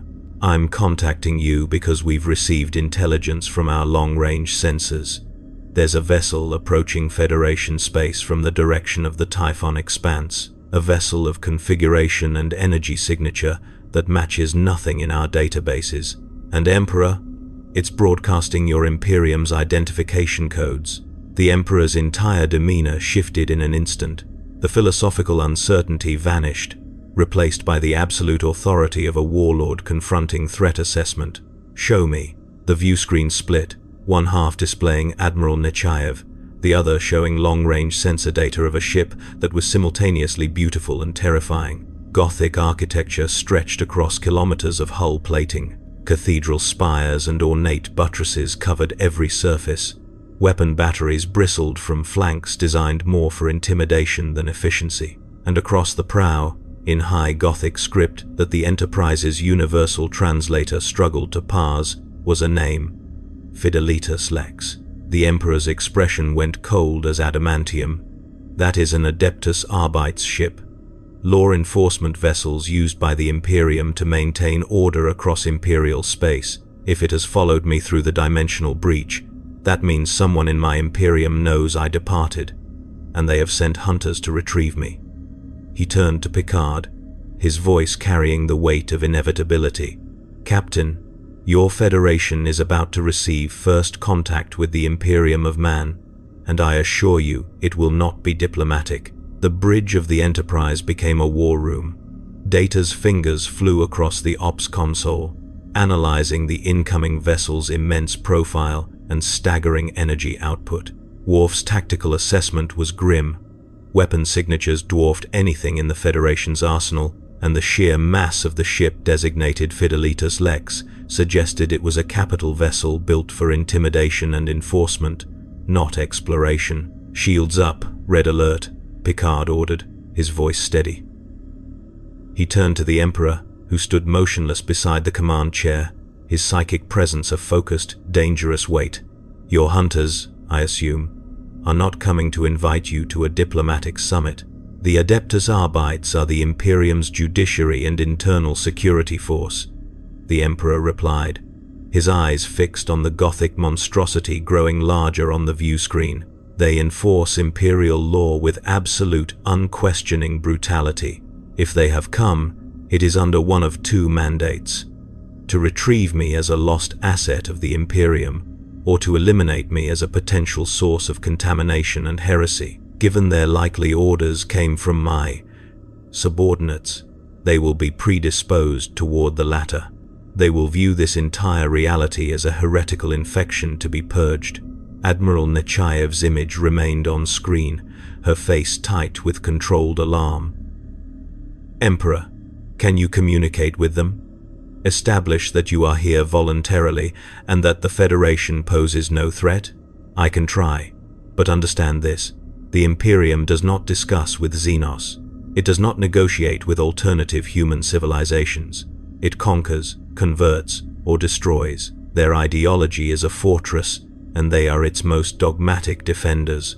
They will see your technology, your multi-species crew, your very existence as an abomination. He closed his eyes for a moment, a faint golden aura shimmering around his brow. I am attempting to broadcast a psychic identifier, a cipher of my authority. A tense minute passed. The Fidelitas Lex continued its advance, not deviating, not slowing. Its void shields shimmered into visibility, a kaleidoscope of energy that made the Enterprise's defensive screens seem feeble. No response to hails on any frequency, Worf reported. Their shields are at maximum. Weapon ports are cycling energy signatures consistent with directed plasma and macro cannon batteries. They are preparing for combat. The Emperor's eyes snapped open. They are blocking my transmission, not ignoring it, actively jamming it with a psychic dampener field. That is telling. It means they came prepared to face me. They consider me a hostile entity. A shadow of something like regret crossed his face. My own servants believe I have fallen to corruption. They will attempt to destroy this ship and everything on it to prevent my taint from spreading. Picard stood. Then we must make them understand. Data, modulate a hailing frequency through the gravimetric distortion pattern the Emperor used earlier, bounce it off the fabric of space-time itself. Use my command codes. Broadcast the universal greeting in every known language, including the High Gothic script from the Emperor's databases. Aye, sir. Attempting now. As data worked, the Fidelitas Lex spoke. Its communication was not a hail but a proclamation. Broadcast on every EM and subspace band with crushing, deafening volume. The voice was mechanical, augmented, utterly devoid of warmth or mercy. Plus attention, alien vessel. You harbor a being designated Emperor of Mankind. Classification, Maleficarum Contaminatus. Surrender the contaminated entity and submit to immediate purification. Non-compliance will result in total annihilation. This is the judgment of the Imperium of Man. The Emperor protects. Plus, the message repeated, a loop of cold, final ultimatum. On the bridge, the human crew members flinched at the sheer, oppressive weight of the words. The alien crew members, Worf, Data, Troy, understood the threat on an intellectual level, but the Emperor understood the terrifying reality behind the terminology. Maleficarum contaminatus, he translated, the words ash in his mouth. They have classified me as warp-tainted, irredeemably corrupted. To them, I am no longer their master. I am a daemon wearing his face. Their orders are clear. Sterilize the infection at any cost. We are not surrendering anyone, Picard stated flatly, looking to Admiral Nechaev for confirmation. Agreed, Nechaev said from Starbase 12. But Captain, do not initiate hostilities. That ship is a first contact scenario, however hostile. We must exhaust every diplomatic option. Diplomacy, the Emperor said with a hollow laugh, is a concept the Arbites excised from their vocabulary millennia ago. Watch. On the view screen, a dozen weapon ports on the Fidelitas Lex glowed with baleful green energy. A single, searing lance of plasma, thicker than the Enterprise's saucer section, tore across the void. It wasn't aimed at the Enterprise. It struck a lifeless asteroid in the corridor, 500 kilometers distant. The rock didn't just explode. It vaporized, converted instantly to incandescent gas and molten slag. The demonstration of power was unmistakable. Our next shot is for you. They have fired upon a natural formation within Federation space, Worf growled, his warrior's blood rising. That is an act of aggression. It's a warning shot, Riker corrected, though his face was pale. The biggest, loudest warning shot I've ever seen. Captain, Data interjected. Sensors detect a massive energy buildup in their forward lance batteries. The pattern suggests they are targeting our warp nacelles. They intend to cripple, then board. Picard made the only choice he could. Evasive pattern Picard Delta. Polarize hull plating. Return fire with a warning shot across their bow phasers only. Minimum yield. The Enterprise jinked sideways as Worf fired 2 precise phaser beams. They lanced out, brilliant red streaks that passed mere kilometers from the Fidelitas Lex's prow. The Imperial ship's response was instantaneous and horrifying. It did not alter course. It did not return a warning. Every weapon port on its starboard flank erupted at once. A storm of fire converged on the Enterprise. Plasma bolts the size of shuttlecraft. Macro shells that detonated into shrapnel clouds. Lances of searing energy that ripped at the very fabric of space. The Enterprise's shields flared white, then red, then began to buckle under the onslaught. The ship shuddered violently, consoles exploding in sparks as overloads rippled through systems. Shields at 42%, hull polarization failing. Worf shouted over the din of alarms and explosions. "They are not attempting to disable us," the Emperor said, his voice cutting through the chaos. His eyes burned with golden fire. "They are following standard Imperial anti-Xenos protocol. Overwhelming force to shatter resistance, followed by cleansing bombardment. They will not stop until this ship is atoms." Another volley struck. The bridge lights flickered. A support beam near the aft stations cracked, raining debris. Counselor Troy cried out, clutching her head the psychic fury of the Imperial ship's crew. A chorus of fanatical hatred screamed across the void. "Captain, we cannot withstand another salvo of that magnitude," Data reported calmly, even as his console showered him with sparks. "Recommend immediate retreat to warp. If we run, they will follow," the Emperor said, "and they will learn the location of your core worlds.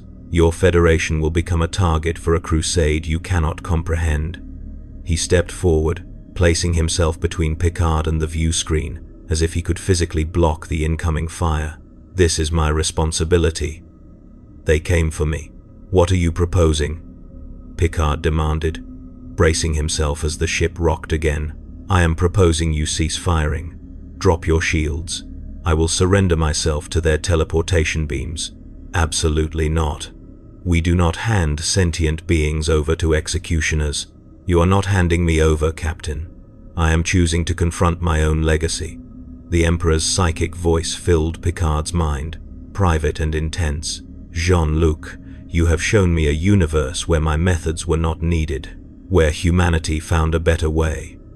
I will not allow the shadow of my Imperium to extinguish that light. Let me go. Let me face them. It is the only chance your Federation has." On screen, Admiral Nishayev was yelling, "Picard, get out of there. Starbase defenses are coming online." But they're minutes away. The Fidelitas Lex was turning, bringing its full, horrific broadside to bear. The next volley would be the last. Picard looked from the desperate face of his admiral to the crumbling readouts on his bridge, to the ancient, resolute being standing before him. He saw not a tyrant, but a leader prepared to sacrifice himself for a civilization he had just met. He saw the living proof that even the most absolute certainty could change. "All stop," Picard commanded, his voice heavy. "Cease evasive maneuvers. Worf, stand down all weapons. Lower shields." "Captain," Riker and Worf protested in unison. "That's an order." Picard locked eyes with the Emperor, but not all the way. "Data, keep the structural integrity field and life support at maximum. Reinforce the hull around the bridge and engineering. We're lowering shields, but we're not making it easy for them." "Understood, Captain." The Enterprise coasted to a relative stop, wounded and smoking. The barrage from the Imperial ship ceased. A different energy signature bloomed on sensors, a crude, violent teleportation beam, tearing through the weakened shields and solid matter alike. The Emperor nodded once to Picard. "You have shown me the strength of principle. Now I must show you the strength of will. Do not follow. Whatever happens, protect this better way." Golden light enveloped him, not from the Imperial beam, but from his own power. He resisted their crude matter transference, instead using their beam as a guide to translocate himself on his own terms. In a flash, he was gone from the bridge. A second later, the Fidelitas Lex's weapons powered down. It hung in the void, a silent, Gothic monument of judgment. On the bridge of the Enterprise, the crew stared at the empty space where the Emperor had stood. The silence was broken only by the crackle of damaged systems and Deanna Troy's soft, sorrowful whisper, "He's gone." And the Arbites. Their collective mind is a furnace of triumph. They believe they have captured a prize. Picard slowly sank into his command chair, the weight of the moment pressing on him. "No, Counselor, they haven't captured anything. They've invited a reckoning onto their own ship." He straightened, his voice regaining its firmness. "Data, can you get us a sensor lock through their shields? I want to know what's happening over there." "Attempting, sir. Their hull composition and shielding are highly resistant, but I am detecting massive internal energy fluctuations and psychic signatures of unprecedented magnitude." Picard allowed himself a grim, hopeful smile. "Then let's watch and learn what happens when an emperor goes to court." Aboard the Fidelitas Lex, the atmosphere was not that of a starship, but of a flying cathedral dedicated to judgment. Vaulted ceilings soared overhead, lost in smoke and the faint glow of lumen candles. The air stank of ozone, sanctified oils, and the hot metal scent of maintained weaponry. The teleportarium chamber was a brutalist circle of black iron, scarred by energy discharge and stained with the residual ash of 1,000 materializations. The Emperor materialized not as a prisoner stumbled into custody, but as a sovereign arriving in a subject's hall. His feet struck the deck with a definitive clang that echoed in the sudden silence. Golden light, the last embers of his self-directed translocation, bled away to reveal him standing, armored and imperious, at the chamber's center. He was surrounded by 50 Adeptus Arbites. They were giants clad in heavy, black carapace armor, their faces hidden behind grim, skull-faced helms. Shock mauls crackled with lethal energy at their belts, and massive shotguns, executioner-pattern arbiter shotguns, were held at port arms. At their head stood a man whose armor was edged in silver, and whose helm bore the stylized eye of the Imperium. Provost Marshal Valerius. The Marshal did not bow. He did not kneel. He took one step forward, his voice a grating augmetic rasp filtered through his helm's vox grill. "Contaminant. You wear the form of our Lord Emperor, but the Auspex scans and the sanction of the Ordo Malleus confirm the truth. You are a psychic phantasm, a demonic mimicry. You will be contained, your essence scourged from this stolen flesh, and this reality purged of your taint." The Emperor did not move. His psychic presence, which he had carefully restrained aboard the Enterprise, now unfolded within the metal womb of the Imperial ship. It was not an attack, but a revelation. The weight of his consciousness pressed against the minds of every Arbite in the room, not with crushing force, but with the immovable, undeniable gravity of a sun. "I am what I have always been, Provost Marshal." The Emperor's voice resonated, not through the air, but within their very skulls. "You look upon your Emperor. You feel the truth of it in what remains of your soul. The Ordo Malleus is mistaken. They fear what they do not understand, a universe where the warp is calm, where Xenos are not predators, where humanity has flourished without the Imperium's boot on its neck." A ripple of uncertainty passed through the rigid ranks. The Arbites were conditioned to resist psychic influence, their minds hardened by ritual and faith. But this was not influence. This was recognition. It was the psychic equivalent of a child seeing their father after a long absence. A deep, genetic, soul-level knowing that bypassed dogma and training. Shotgun barrels, held so steady a moment before, wavered. Marshal Valerius clenched his fist, the servos in his armored gauntlet whining. Heresy. The Emperor sits upon the golden throne on holy terror. He is the Corpse Emperor, the god of mankind, who protects us through his silent sacrifice.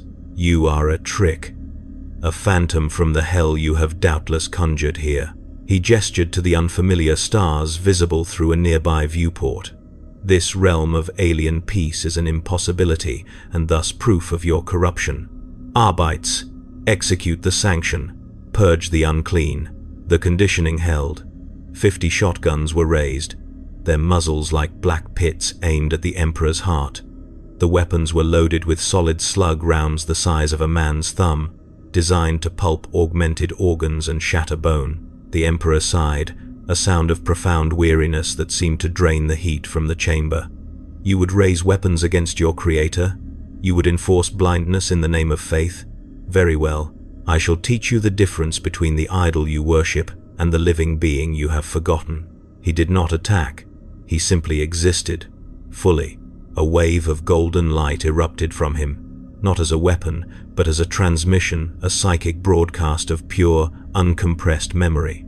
It flooded into the minds of every being aboard the Fidelitas Lex. The Arbites saw terror, unification wars. The Emperor, clad in simple battle plate, fighting alongside mortal men, his voice urging them to unity through reason, not faith. The Great Crusade. The hope in his eyes as he greeted the rediscovered Primarchs, his dream of a secular, enlightened galaxy. The betrayal.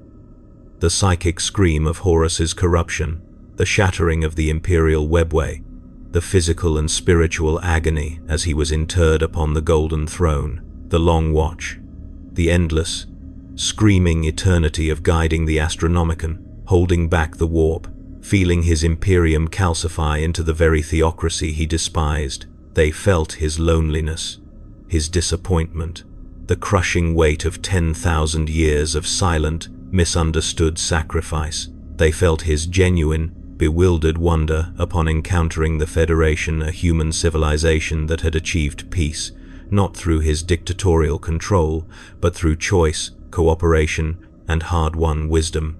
The psychic onslaught was not violent, but it was devastating.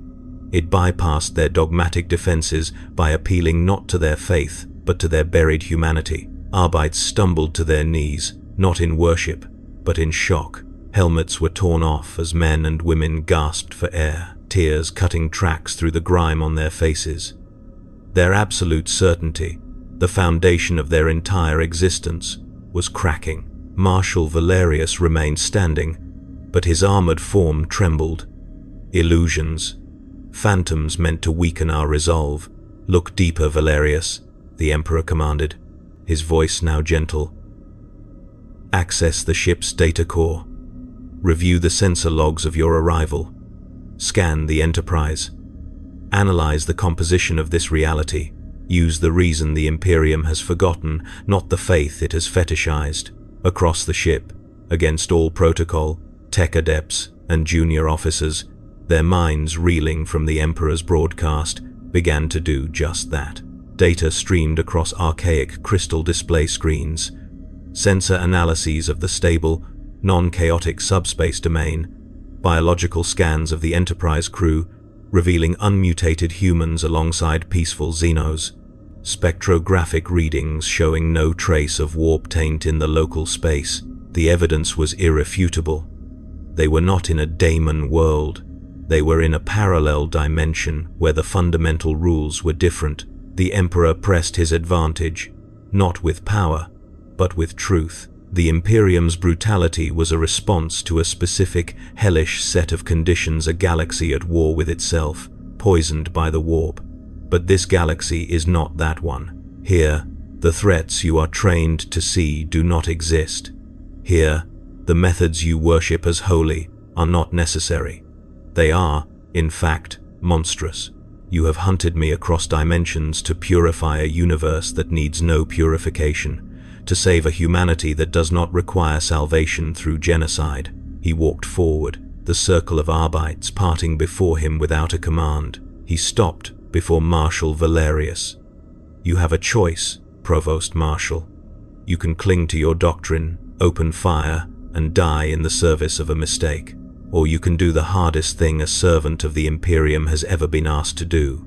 You can learn. Valerius's hand fell away from his weapon. His helm, with a hiss of depressurization, retracted into his armor's collar. The face beneath was scarred, weary, and etched with a lifetime of unquestioning duty. Now, it was etched with profound confusion. If this is true, then everything, the Crusades, the purges, the endless war, was it all? Was it all necessary? The Emperor finished, his own face grim. In my universe, at the time, with the knowledge I had, I believe it was. But necessity is not virtue. Valerius, I have spent 10 millennia wondering if there was another way, trapped on my throne, listening to my people pray to me as a god while they perpetrated horrors in my name. And now, I have seen that other way. It exists. It is fragile and naive in places, but it is real, and I will not let the shadow of my past destroy its future. He turned to address the entire chamber, his voice booming with a command that was both imperial and paternal. You are Adeptus Arbites. Your purpose is to uphold law and ensure the survival of humanity. In this universe, the greatest threat to humanity is you. Your presence, your ideology, your weapons. Your new law is simple: non-interference. You will stand down, you will seal your weapons. You will accept my authority not as your God Emperor, but as the ambassador of a harsher truth. And you will prepare to bear witness. Valerius, slowly, stiffly, went to one knee. It was not the genuflection of a zealot before a deity, but the oath of a soldier to a commander. One by one, the rest of the Arbites followed, the clatter of armor echoing in the vast chamber. What do you command, my lord? Valerius asked, the title slipping out, stripped of its religious fervor, replaced by stark, military deference. The Emperor looked toward the viewport, toward the distant, gleaming shape of the USS Enterprise. First, you will open a channel to that ship. You will send my personal assurances to Captain Picard. Then, you will receive a Starfleet delegation aboard this vessel. You will answer their questions. You will show them your ship, your weapons, your history. You will let them see the mirror image of their own potential, the road they did not take, and you will learn from them in turn. He turned his burning gaze back to Valerius. The Fidelitas Lex will become a joint observation post, a bridge between two humanities. Your mission is no longer purification, it is understanding. The survival of both our universes may depend on it. Back on the Enterprise bridge, the crew watched in stunned silence as the massive Imperial ship's weapon ports sealed shut. Its shields dropped. A hailing frequency, clear and unobstructed, chirped at Worf's console. It's from the Fidelitas Lex, Worf reported, disbelief coloring his tone. They are requesting permission for the Provost Marshal and a delegation to beam aboard for diplomatic talks. They cite the Emperor's direct authority. Picard shared a look of utter astonishment with Riker and Troy. Deanna's face was a mask of wonder. The anger, the hatred, it's gone, Captain. Replaced by shock, awe, and a terrible, painful hope. Picard allowed himself a slow breath. Grant their request, Mr. Worf, and extend every courtesy. He looked at the Gothic Leviathan on the view screen, now hanging silent and non-threatening.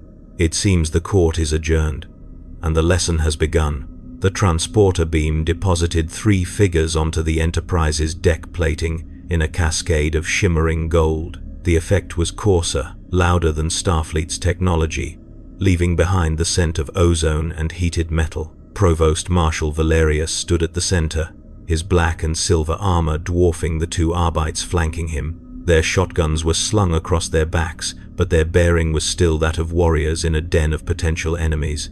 The welcome party, Picard, Riker, Data, and Troy, with Worf and 4 security officers standing watchful nearby, felt the shift in atmosphere immediately. The aggression was gone, but in its place was a wary, almost stunned tension that radiated from the Imperial soldiers like heat from a reactor. Valerius's helm retracted with a hydraulic hiss.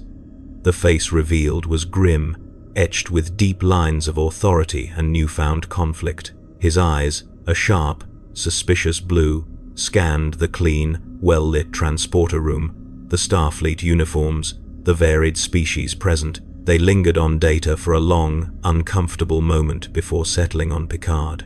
"Captain Jean-Luc Picard," Valerius stated, his voice a graveled baritone. "It was not a question. I am Provost Marshal Valik Valerius, commander of the Fidelitas Lex.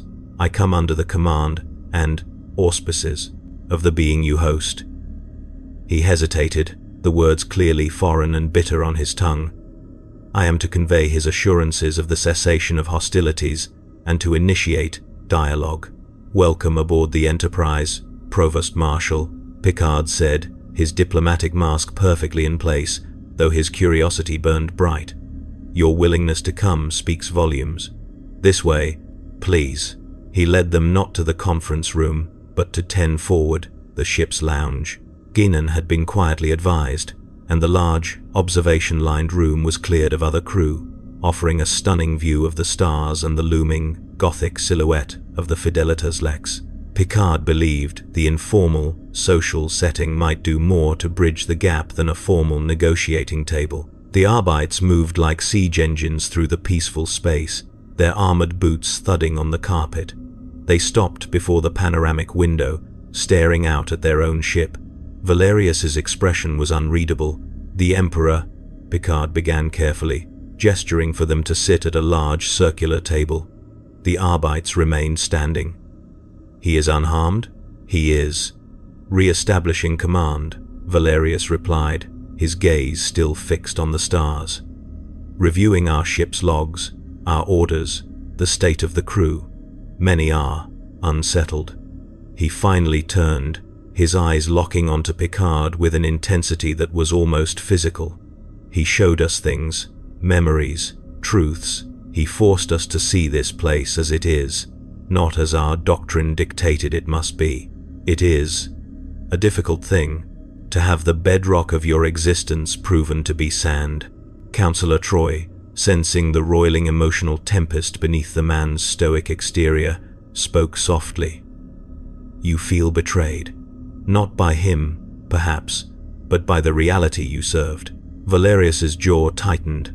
"I served the Imperium. I enforced its laws. I purged the mutant, the heretic, the Xenos. I did so believing it was the only way to preserve the human species. To learn that in another realm, humanity thrives without such purges, that it thrives alongside Xenos." He shook his head, a minute gesture of profound dislocation. "It does not compute. It is a cognitive fault that threatens to unravel a lifetime of service." Data tilted his head. "Fascinating. You are experiencing a paradigm crisis of unprecedented scale. Your identity is intrinsically linked to a threat response framework that this universe invalidates. Your psychological distress is both logical and profound." One of the younger Arbites, a woman with a scar cutting across her shaved scalp, glared at Data. "That thing analyzes us like a specimen. In the Imperium, its kind would be scrap metal. In the Federation," Riker said, his tone firm but even, "Lieutenant Commander Data is a valued officer, a trusted friend, and a sentient being with rights. Your Imperium's rules don't apply here, and that is the core of the issue," Valerius said, holding up a hand to silence his subordinate. "Our rules, our truth, they are not universal. The being the Emperor has commanded us to accept this, to learn. So," he squared his shoulders, a soldier accepting a new, incomprehensible mission. "Teach us, show us how this Federation functions, how peace is maintained without the constant application of overwhelming force." For the next hour, Picard, Riker, and Troy did just that. They explained the Federation Charter, the Democratic Council, the Prime Directive of non-interference. They described Starfleet's dual role as explorer and defender. They outlined the complex, often difficult diplomatic relationships with powers like the Klingons and Romulans. relationships built on treaties, mutual interest, and hard-won respect, not conquest. The Arbites listened with the focused intensity of tactical analysts studying an alien battlefield. Their questions were blunt, rooted in imperial logic. You say your Starfleet defends. Against what? Where are the Orc WAHHs, the Tyrannid hive fleets, the traitor legions? The female Arbite, named Castor, demanded. Our threats are different, Riker explained. The Borg, a cybernetic collective that assimilates civilizations. The Dominion, an expansionist empire from another quadrant. We fought a war against them, a brutal, costly war, and we won through alliance, strategy, and, yes, force when necessary. But the goal was always to return to peace, not perpetual conquest. And your people accept this? Valerius asked, genuinely perplexed.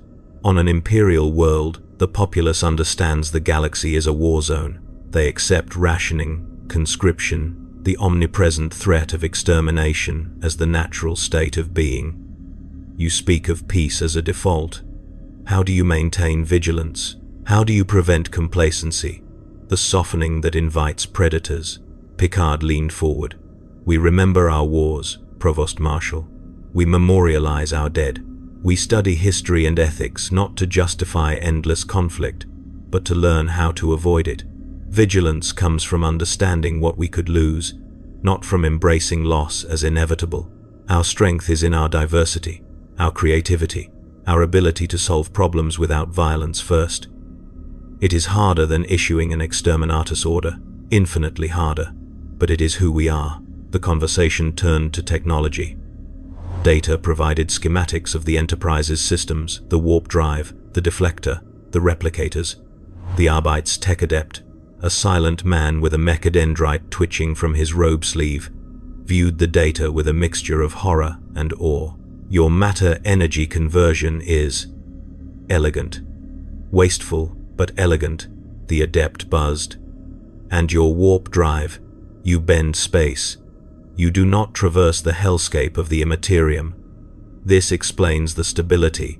You have no daemons because you do not sail through their realm. A profound, almost religious relief was evident in his synthesized voice. A galaxy without the warp, a scientific marvel, or a theological impossibility.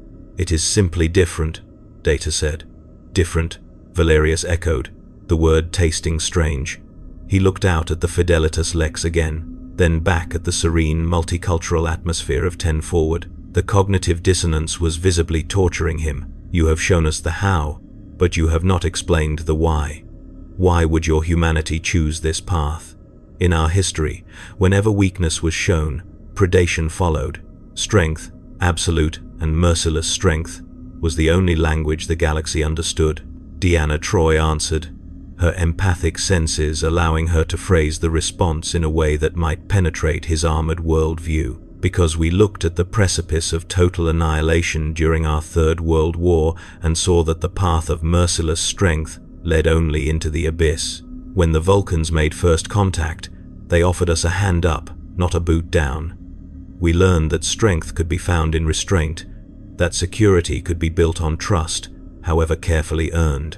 We chose to believe the galaxy could be more than a battlefield, and in choosing to believe it, we helped make it so.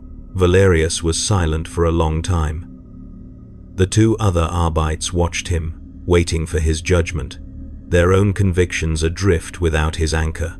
Finally, he spoke, his voice low. A choice. You had a choice. He said it with the wonder of a man who had lived his entire life inside a labyrinth, only to be told doors had existed in the walls all along. The Imperium never had that choice. Old night fell. The monsters came. The Emperor. He built the only fortress that could withstand the siege. After 10,000 years, we have forgotten there was ever an outside to the siege. We have become the fortress walls, believing the siege is all that exists. He stood abruptly, the chair scraping behind him. I must return to my ship. I must report to him, and I must decide what it means to be a soldier when the war for the first time is not the only truth. As they escorted the Arbites back to the transporter room, a priority channel opened from the Fidelitas Lex. It was the Emperor. His face appeared on a monitor, calm but resolute. "Captain Picard, Provost Marshal, I have completed my review. The Fidelitas Lex's dimensional jump was accidental, triggered by a warp storm interacting with the same anomaly that brought me here.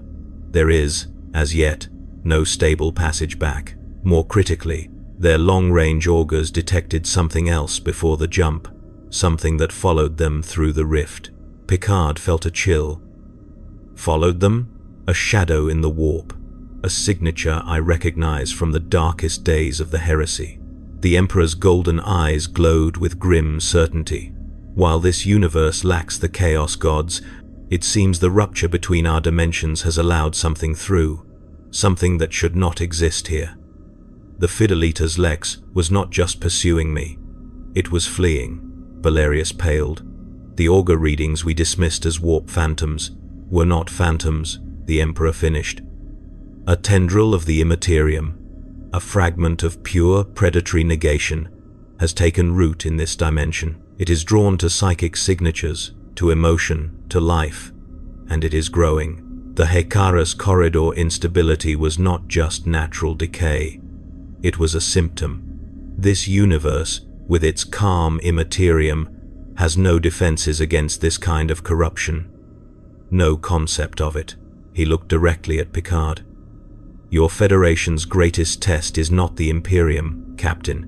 It is the poison mine has inadvertently brought to your garden, and to stop it, you will need to understand the very horrors my Imperium was built to fight. The lesson is over. Now, we must prepare for a war unlike any your universe has ever seen." The briefing room was a tense amalgamation of two universes. On one side of the long table sat Captain Picard, his senior staff, and Admiral Nechayev via holographic projection, her image sharp and severe. On the other sat the Emperor and Provost Marshal Valerius, their armored forms making the sleek Starfleet furniture seem flimsy. Between them, floating above the table, were tactical displays, a horrifying fusion of Federation sensor graphics and Imperial runic augur data. The anomaly was no longer a theory. Deep-range probes, launched jointly from the Enterprise and the Fidelitas Lex, had mapped it. In the dark between stars near the Typhon expanse, reality was sick. Space wasn't tearing. It was rotting. A region spanning 3 light-years pulsed with impossible colors that hurt the mind to observe. Federation sensors read it as a massive subspace infection, a cancer in the fabric of space-time. Imperial augurs, tuned to perceive the immaterium, saw something worse. A bleeding wound where the calm, parallel dimension of this universe was being aggressively invaded by the turbulent, demonic warp of the Emperor's home. "It's not a daemon," the Emperor said, his finger tracing the swirling, psychotoxic data on the display. "Not in the sense of a sentient entity from the warp. The Chaos Gods do not exist here. This is something more primal. It is the warp itself, or a fragment of its most predatory, anti-life essence leaking through the rift. Think of it as an autoimmune disease of reality. It recognizes the peace and stability of this dimension as foreign, as wrong, and is attacking it. Data interfaced directly with the Fidelitas Lex's noospheric data stream, his positronic brain correlating the two wildly different sets of information. The correlation is precise, if metaphorical. The phenomenon consumes ordered energy warp fields, plasma, even biological neural activity, and converts it into entropic, chaotic patterns. It is expanding at a rate of 0.03 light-years per standard day. Extrapolation suggests it will reach the nearest inhabited system, the Nigean colony, in 27 days. Can it be stopped? Admiral Nechayev's voice was all business, but a thread of fear ran beneath it. Can we seal the rift? The rift is a symptom, not the cause, the Emperor replied. The cause is the fundamental incompatibility. My presence, the Fidelitas Lex's arrival, we are contaminants in a sterile environment. Our very beings, steeped in the psychic resonance of a warlike galaxy, are acting as catalysts. To heal the wound, we must leave. A heavy silence fell. Picard broke it. And if you leave? What happens to the infection? It will likely cease growing. It may even recede as this reality's natural stability reasserts itself. But the damage done will remain. The corrupted region will be a permanent scar, a zone of lethal, chaotic instability. And the Nigean colony, along with any ship that passes too close, will still be doomed. So we have to fight it, Worf stated, his Klingon heart embracing the clarity of combat, even against an enemy he could not comprehend. With what? Geordi LaForge asked, frustration evident. Our phasers and photons are matter, energy weapons. This thing eats energy. The more we shoot it, the bigger it might get.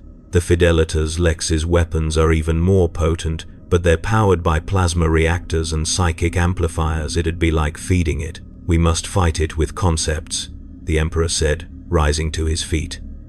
The room seemed to shrink around him. This corruption is a thing of the immaterium. It is fought not with lasers, but with will, with belief. In my universe, we hold the warp at bay with the psychic discipline of sanctioned psychers, the faith of billions, and the cold, blank negation of the Sisters of Silence. You have none of these. We have telepaths, Counselor Troy offered. Vulcan mental disciplines, Betazoid empaths, potent for your universe, but untrained for this. Your telepaths touch calm waters. This is a hurricane. To send a psychic into that storm would be to offer their mind as kindling. The Emperor's gaze swept the room. There is, however, a synthesis, a weapon this universe has never needed to conceive. He gestured, and the display changed. Schematics appeared a hybrid design, merging the elegant flow of Federation technology with the brutal, faith-embedded architecture of the Imperium. The Fidelitas Lex possesses Geller field generators, the Emperor explained. Technology that creates a bubble of reality, a psychic fortification that shields a ship as it travels through the warp. It is powered by faith, by focused psychic will, and by immense energy. Your Enterprise possesses a deflector dish capable of modulating energy into highly complex, targeted spatial fields. Geordi's visor whirred as he analyzed the schematics. You want to merge the technologies. Use the deflector to project and shape a Geller field. Not just project it, data interjected, his eyes glowing as he processed the plan. Amplify it. Use the Federation's understanding of subspace geometry to turn a defensive bubble into a surgical blade, a reality wedge. We would be attempting to impose order upon a region of pure chaos. It is theoretically possible, the Emperor acknowledged, but it requires two things you lack: a psychic focus of sufficient power to anchor the field, and a cognitive template of order potent enough to overwrite the corruption. All eyes turned to him. You, Picard said. I am the focus, the Emperor confirmed. My consciousness will be the lodestone, the reality anchor. But the template, Captain, I am from a universe of war. My template of order is the imperial truth, the rigid, authoritarian structure of the Imperium. Imposing that upon this corruption might cleanse it, but it would also irrevocably stain this region of space with my universe's nature. It would become a beachhead for imperial physics, perhaps forever. There must be a better template, a purer concept of order native to this universe. The room was silent again, the enormity of the task settling upon them. They needed to define the foundational principle of their civilization and weaponize it. Law, Provost Marshal Valerius said suddenly, the word harsh in the quiet. All heads turned to him. The Imperial soldier looked uncomfortable, as if speaking a heresy. In the Imperium, our order is command, obedience, your order. He looked at Picard, at the Federation officers. Yours is law, freely chosen, mutually agreed upon law. The Federation Charter, your prime directive. They are not commands from a throne. They are covenants between peoples. Is that not so? Picard felt a spark of understanding. Yes. Our order is based on consent, not coercion. on the rule of law protecting rights, not the rule of power enforcing obedience.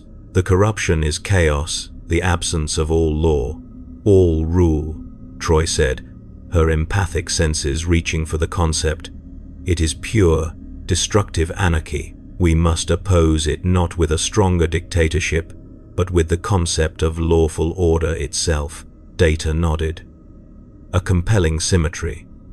We would be using a hybrid of Imperial and Federation technology to project a Federation principle to heal a wound caused by Imperial contamination. The poetic resonance is logically satisfying. Poetry doesn't win battles, Mr. Data, Riker noted, but he was smiling slightly. It will here, the Emperor said, a strange light in his golden eyes. For the first time, it looked like hope. The Immaterium responds to narrative, to symbolism, to deep truths. Captain Picard, you must provide the template. Your mind, your unwavering belief in your Federation's principles, will be woven into the Geller field matrix. You will not be a passive passenger. You will be the keystone. Picard felt the weight of destiny, familiar yet infinitely heavier. What must I do? You will join me in the Fidelitas Lex's Sanctum Imperialis, the heart of its psychic machinery. We will link our minds, yours to provide the template of lawful order, mine to provide the power and focus. The two ships will operate in tandem, the Enterprise's deflector shaping and projecting the field we generate. The Emperor's expression grew grave. The risks are extreme. The corruption will resist. It will attack our minds. You will feel its nihilism, its hunger to reduce all things to screaming randomness, and you must hold fast to your belief. If your certainty wavers, the template fractures and the field collapses. We will fail, and our minds will be dissolved into the madness. Admiral Nechayev's hologram leaned forward. Captain, this is beyond any first contact protocol, beyond any mission parameters. The decision to participate is yours alone. Picard did not hesitate. He looked at the data on the screen, the rotting sector of space, the countdown to the Nigean colony. He thought of the principles he had spent a lifetime upholding. There is no decision to make, Admiral. If our ideals are worth anything, they must be strong enough to fight for, even in a realm where physics becomes philosophy. I'll do it. The preparations were a frenetic ballet of two incompatible technologies. In the Enterprise's main engineering, Geordi and a team worked with the Fidelitas Lex's grim tech adept, jury-rigging connections between the deflector dish and the Imperial ship's archaic, ritual-locked Geller generators. On the Imperial vessel, Arbites and Starfleet engineers worked side by side, the former learning efficiency, the latter learning to tolerate interfaces that required liturgical chants to activate.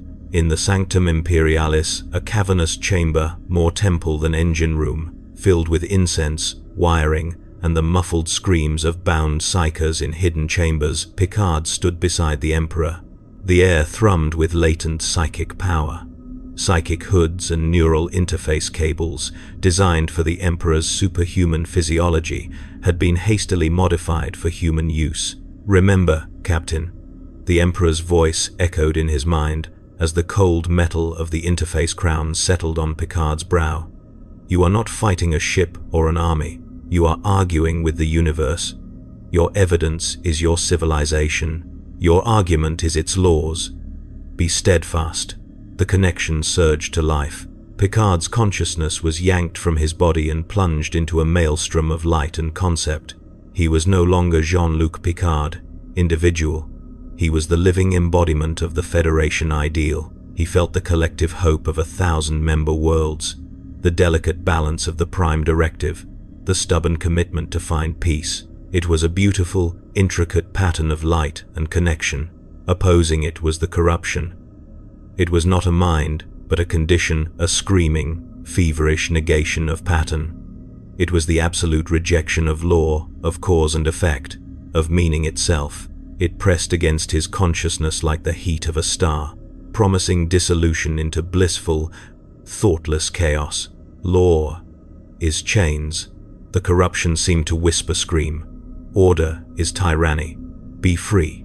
Be nothing. Picard reeled. The temptation was insidious. To let go, to stop fighting, to embrace the simplicity of oblivion. Then he felt another presence, vast, golden, unyielding as a mountain. The Emperor. He did not impose his own template. Instead, he formed a fortress around Picard's consciousness, a shield against the screaming nullity. Hold to your truth, Captain. I will be your bulwark. You must be the sword. Drawing strength from that ancient, indomitable will, Picard focused. He did not attack the corruption. He presented his case. He manifested the memory of the Federation Council in session, of species debating in peace. He projected the concept of a contract, of a promise kept. He showed the corruption the image of a starship exploring, not conquering. He argued, with every fiber of his being, for a universe where law protected life, where order enabled growth. On the bridges of both ships, crews watched in awe. The Enterprise's deflector dish glowed not with its usual blue, but with a brilliant, shifting gold-white light. The beam that lanced out was not a weapon, but a song, a complex, modulated field of structured reality. Where it touched the edges of the corrupting region, the chaotic colors did not explode. They debated, they rippled, resisted, then slowly, painfully, began to restructure, to adopt stable forms, to obey the laws of physics being imposed upon them. It was a battle of metaphysics, visible on sensors as a wave of calming geometry pushing back a storm of insanity. The corruption fought back, lashing with tendrils of pure unreality that strained the hybrid Geller field. The ships shuddered.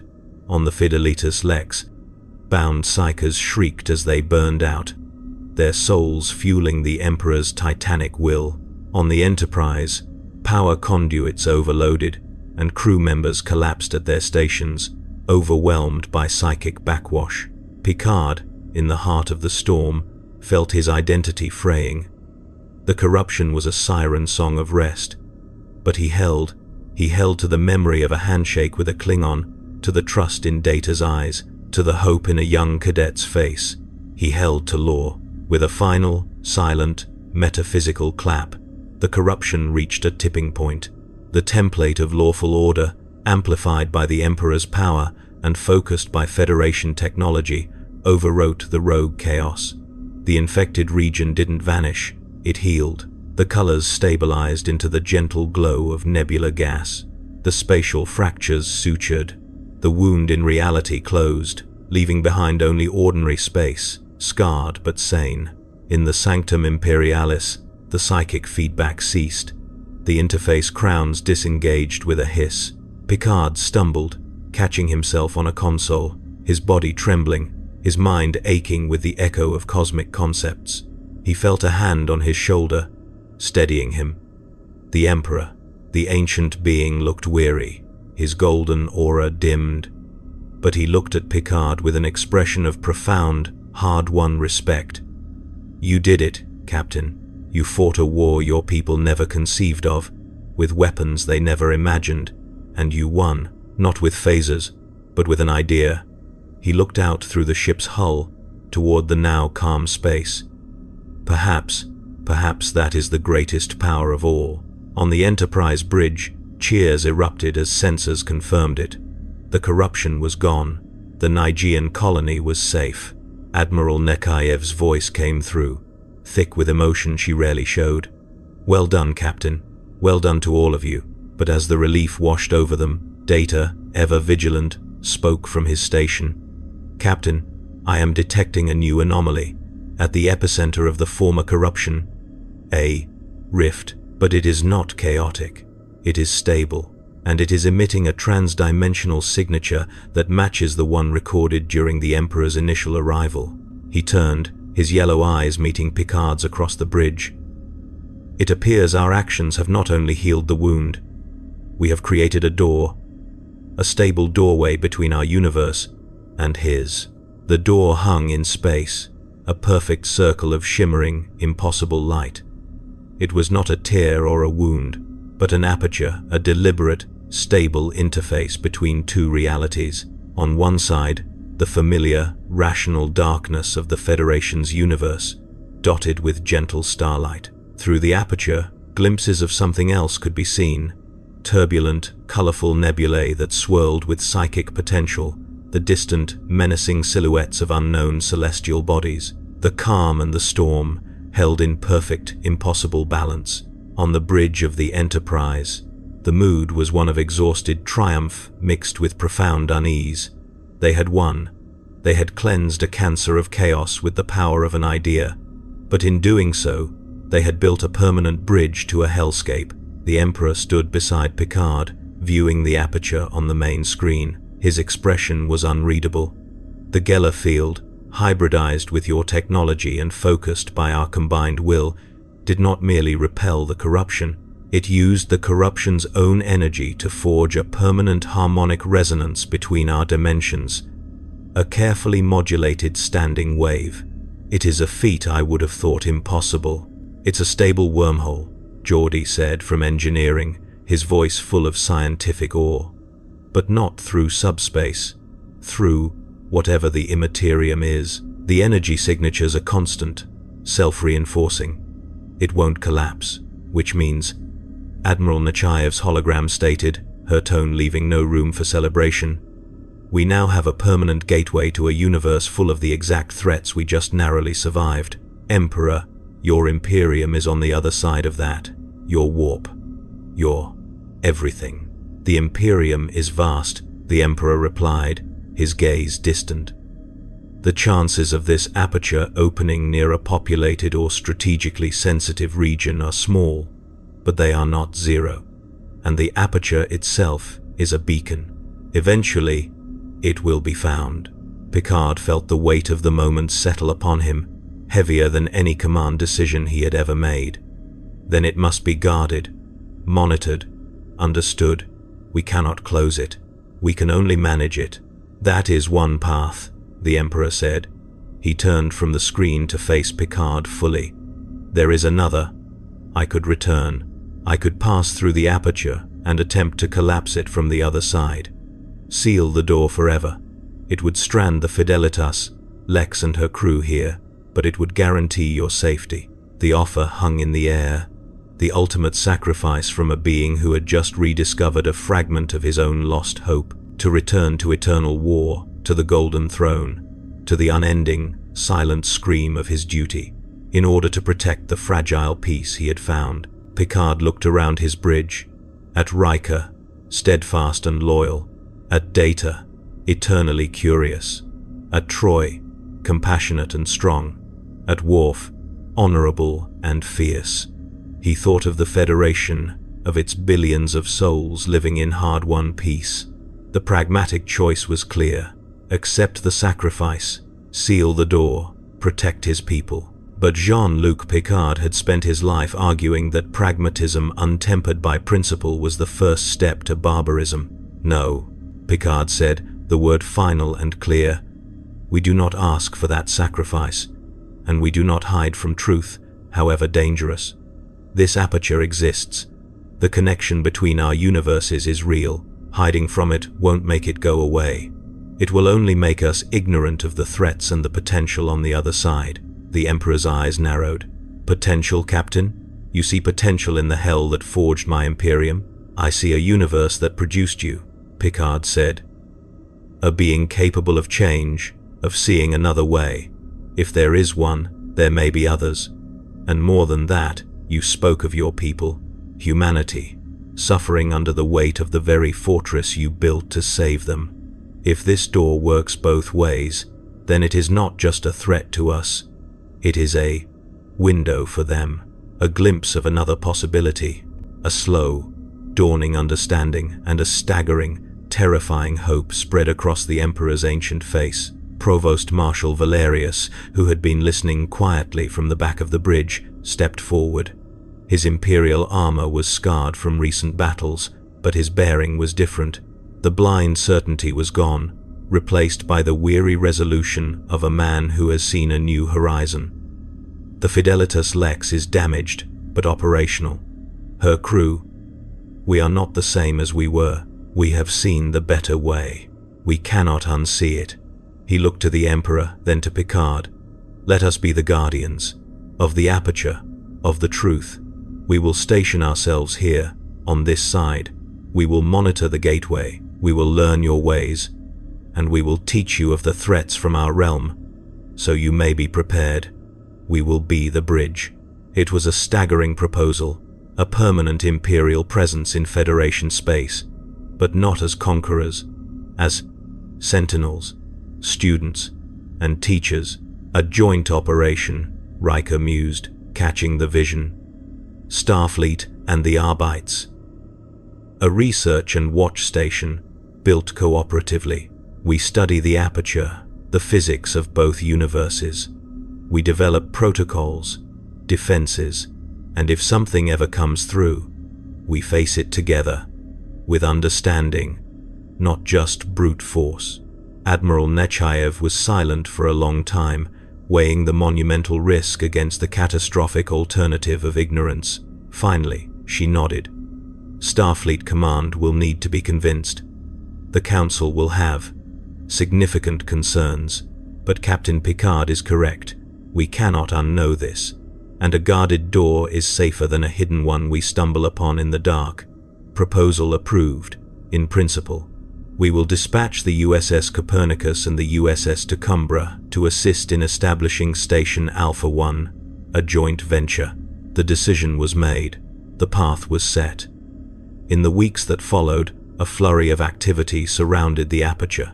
The Fidelitas Lex, with Starfleet engineering support, began repairs. Shuttlecraft ferried personnel and materials. Plans were drawn for a massive, hybrid space station that would grow like a crystal around the gateway, equipped with the best sensors and defenses both universes could offer. The day came for the Emperor's departure, not to seal the door, but to walk through it on a mission of his own design. He stood once more in the Enterprise's shuttle bay, this time not as a castaway, but as an ambassador of a terrible truth and a fragile hope. "I will return to my universe," he told Picard, "to my golden throne. I cannot abandon my people to the darkness, but now I go with new knowledge. I have seen that the fortress walls can have windows. I will not dismantle the Imperium. Its people still need its protection from very real horrors. But perhaps I can begin to whisper of other ways, to plant seeds, to show them, through this aperture, that the galaxy does not have to be only war." He placed a hand on Picard's shoulder, the gesture now familiar, almost fraternal. "You have shown me that my greatest failure was not in being too weak, but in believing humanity was too weak to bear the burden of choice. You have proven me wrong. For that, you have my gratitude, and my oath. The Imperium will not be a threat to you. This door will be a place of learning, not of conquest. On that, you have the word of the Emperor of Mankind." Picard nodded. "And you have the word of the United Federation of Planets. We will guard this side. We will learn. We will be ready. And we will keep the light on, so your people know there is another way home." With a final nod to the assembled crew, to Data, to Troy, to Worf, to Riker, the Emperor turned and walked toward the aperture, which now terminated in a dedicated docking ring on the nascent station. His golden form was silhouetted against the shimmering light. He paused at the threshold, a figure caught between two eternities, the brutal past he had shaped and the hopeful future he had just helped preserve. Then he stepped through and was gone. Back on the Enterprise bridge, en route to Starbase 12 for debriefing and repairs, Picard stood at his command post. On the view screen, the aperture shrank to a distant pinprick of light, around which the skeletal beginnings of Station Alpha 1 were already visible. "Report, Mr. Data," Picard said softly. "The aperture remains stable. The Fidelitas Lex is holding position. Joint crew rotations begin in 72 hours. All systems nominal." Data paused. "Captain, I have been analyzing the psychological profiles of the Arbites crew. Their adjustment metrics are improving. They are learning." Deanna Troi smiled. "They're not just learning technology, Data. They're learning to hope. It's a fragile thing, for them, but it's growing, Worf grunted, but it was a sound of approval. They fight well, and they keep their word. There is honor in that. Riker leaned against the command rail. A permanent bridge to a universe of war. It's the biggest risk the Federation has ever taken. It is, Picard agreed, watching the stars streak by. But it is also the greatest affirmation of who we are. We faced the embodiment of authoritarian survivalism, and we didn't destroy it or hide from it. We engaged with it. We learned from it. And in the end, we offered it a better way. We didn't just win a battle against chaos. Number one, we proved that our ideals are not just peaceful luxuries. They are the strongest weapons we have. He turned to face his crew, his family. Set course for Starbase 12, Warp 5. As the ship leapt to warp, Picard took one last look at the starfield, at the invisible line that now connected two humanities on divergent paths. The door was open. The conversation had begun, and for the first time in 40,000 years, the Emperor of Mankind was not alone in the dark, and the Federation was not naive in the light. They had found, in each other, the missing piece, the caution and the hope that would allow both to survive, and perhaps, one day, to thrive. The arrival of the Emperor of Mankind in the Star Trek galaxy was not an invasion, but a collision of ideologies, the ultimate authoritarian meeting the ultimate federation. From that violent first contact emerged not a war, but a dialogue. The Emperor, a being forged in endless conflict, was forced to confront the living proof that his brutal methods were not the only path for humanity. Captain Picard and the Federation faced the horrifying mirror of their own potential, a timeline where survival demanded the sacrifice of every principle they held dear. Their story became one of mutual, painful education. The Federation learned that the universe could be infinitely darker than they imagined, that some threats could not be reasoned with, only contained with unwavering will. The Imperium learned that strength could be found in diversity, that law could be born from consent rather than command, and that peace was not weakness, but perhaps the hardest state of all to achieve and maintain. The stable aperture left behind is more than a plot device. It is a permanent philosophical question mark in both universes. For the Federation, it is a reminder that innocence must be defended with wisdom, not just good intentions. For the shattered, faithful masses of the Imperium, it is a whisper from the dark, a rumor that somewhere, a version of humanity lives without fear of the witch, the mutant, the alien. It is a crack in the fortress wall, and through cracks, however small, hope can grow. The Emperor returns to his golden throne not as a defeated god, but as a changed being. He carries with him the memory of a handshake with a Xenos, the logic of an android, the empathy of a Betazoid, and the unwavering principle of a starship captain. He cannot dismantle the Imperium overnight. The monsters at the gate are still real. But he can begin the long, slow work of planting seeds, of showing his people that the galaxy does not have to be only war. And the Federation? They stand watch, not with paranoia, but with sober vigilance. They have looked into the heart of the grim darkness of the far future, and instead of despairing or mimicking its brutality, they have extended a hand. They have proven that light, however gentle, can hold back the darkness, not by destroying it, but by offering it a reason to change. In the end, this "what if" is a story about the power of ideas. It proves that even in the 41st millennium, or the 24th century, the most potent force in the cosmos is not psychic might or plasma weaponry, but the unyielding belief that tomorrow can be better than today. The door is open, the watch is set, and two humanities, forged in fire and in hope, have begun the most important conversation of all.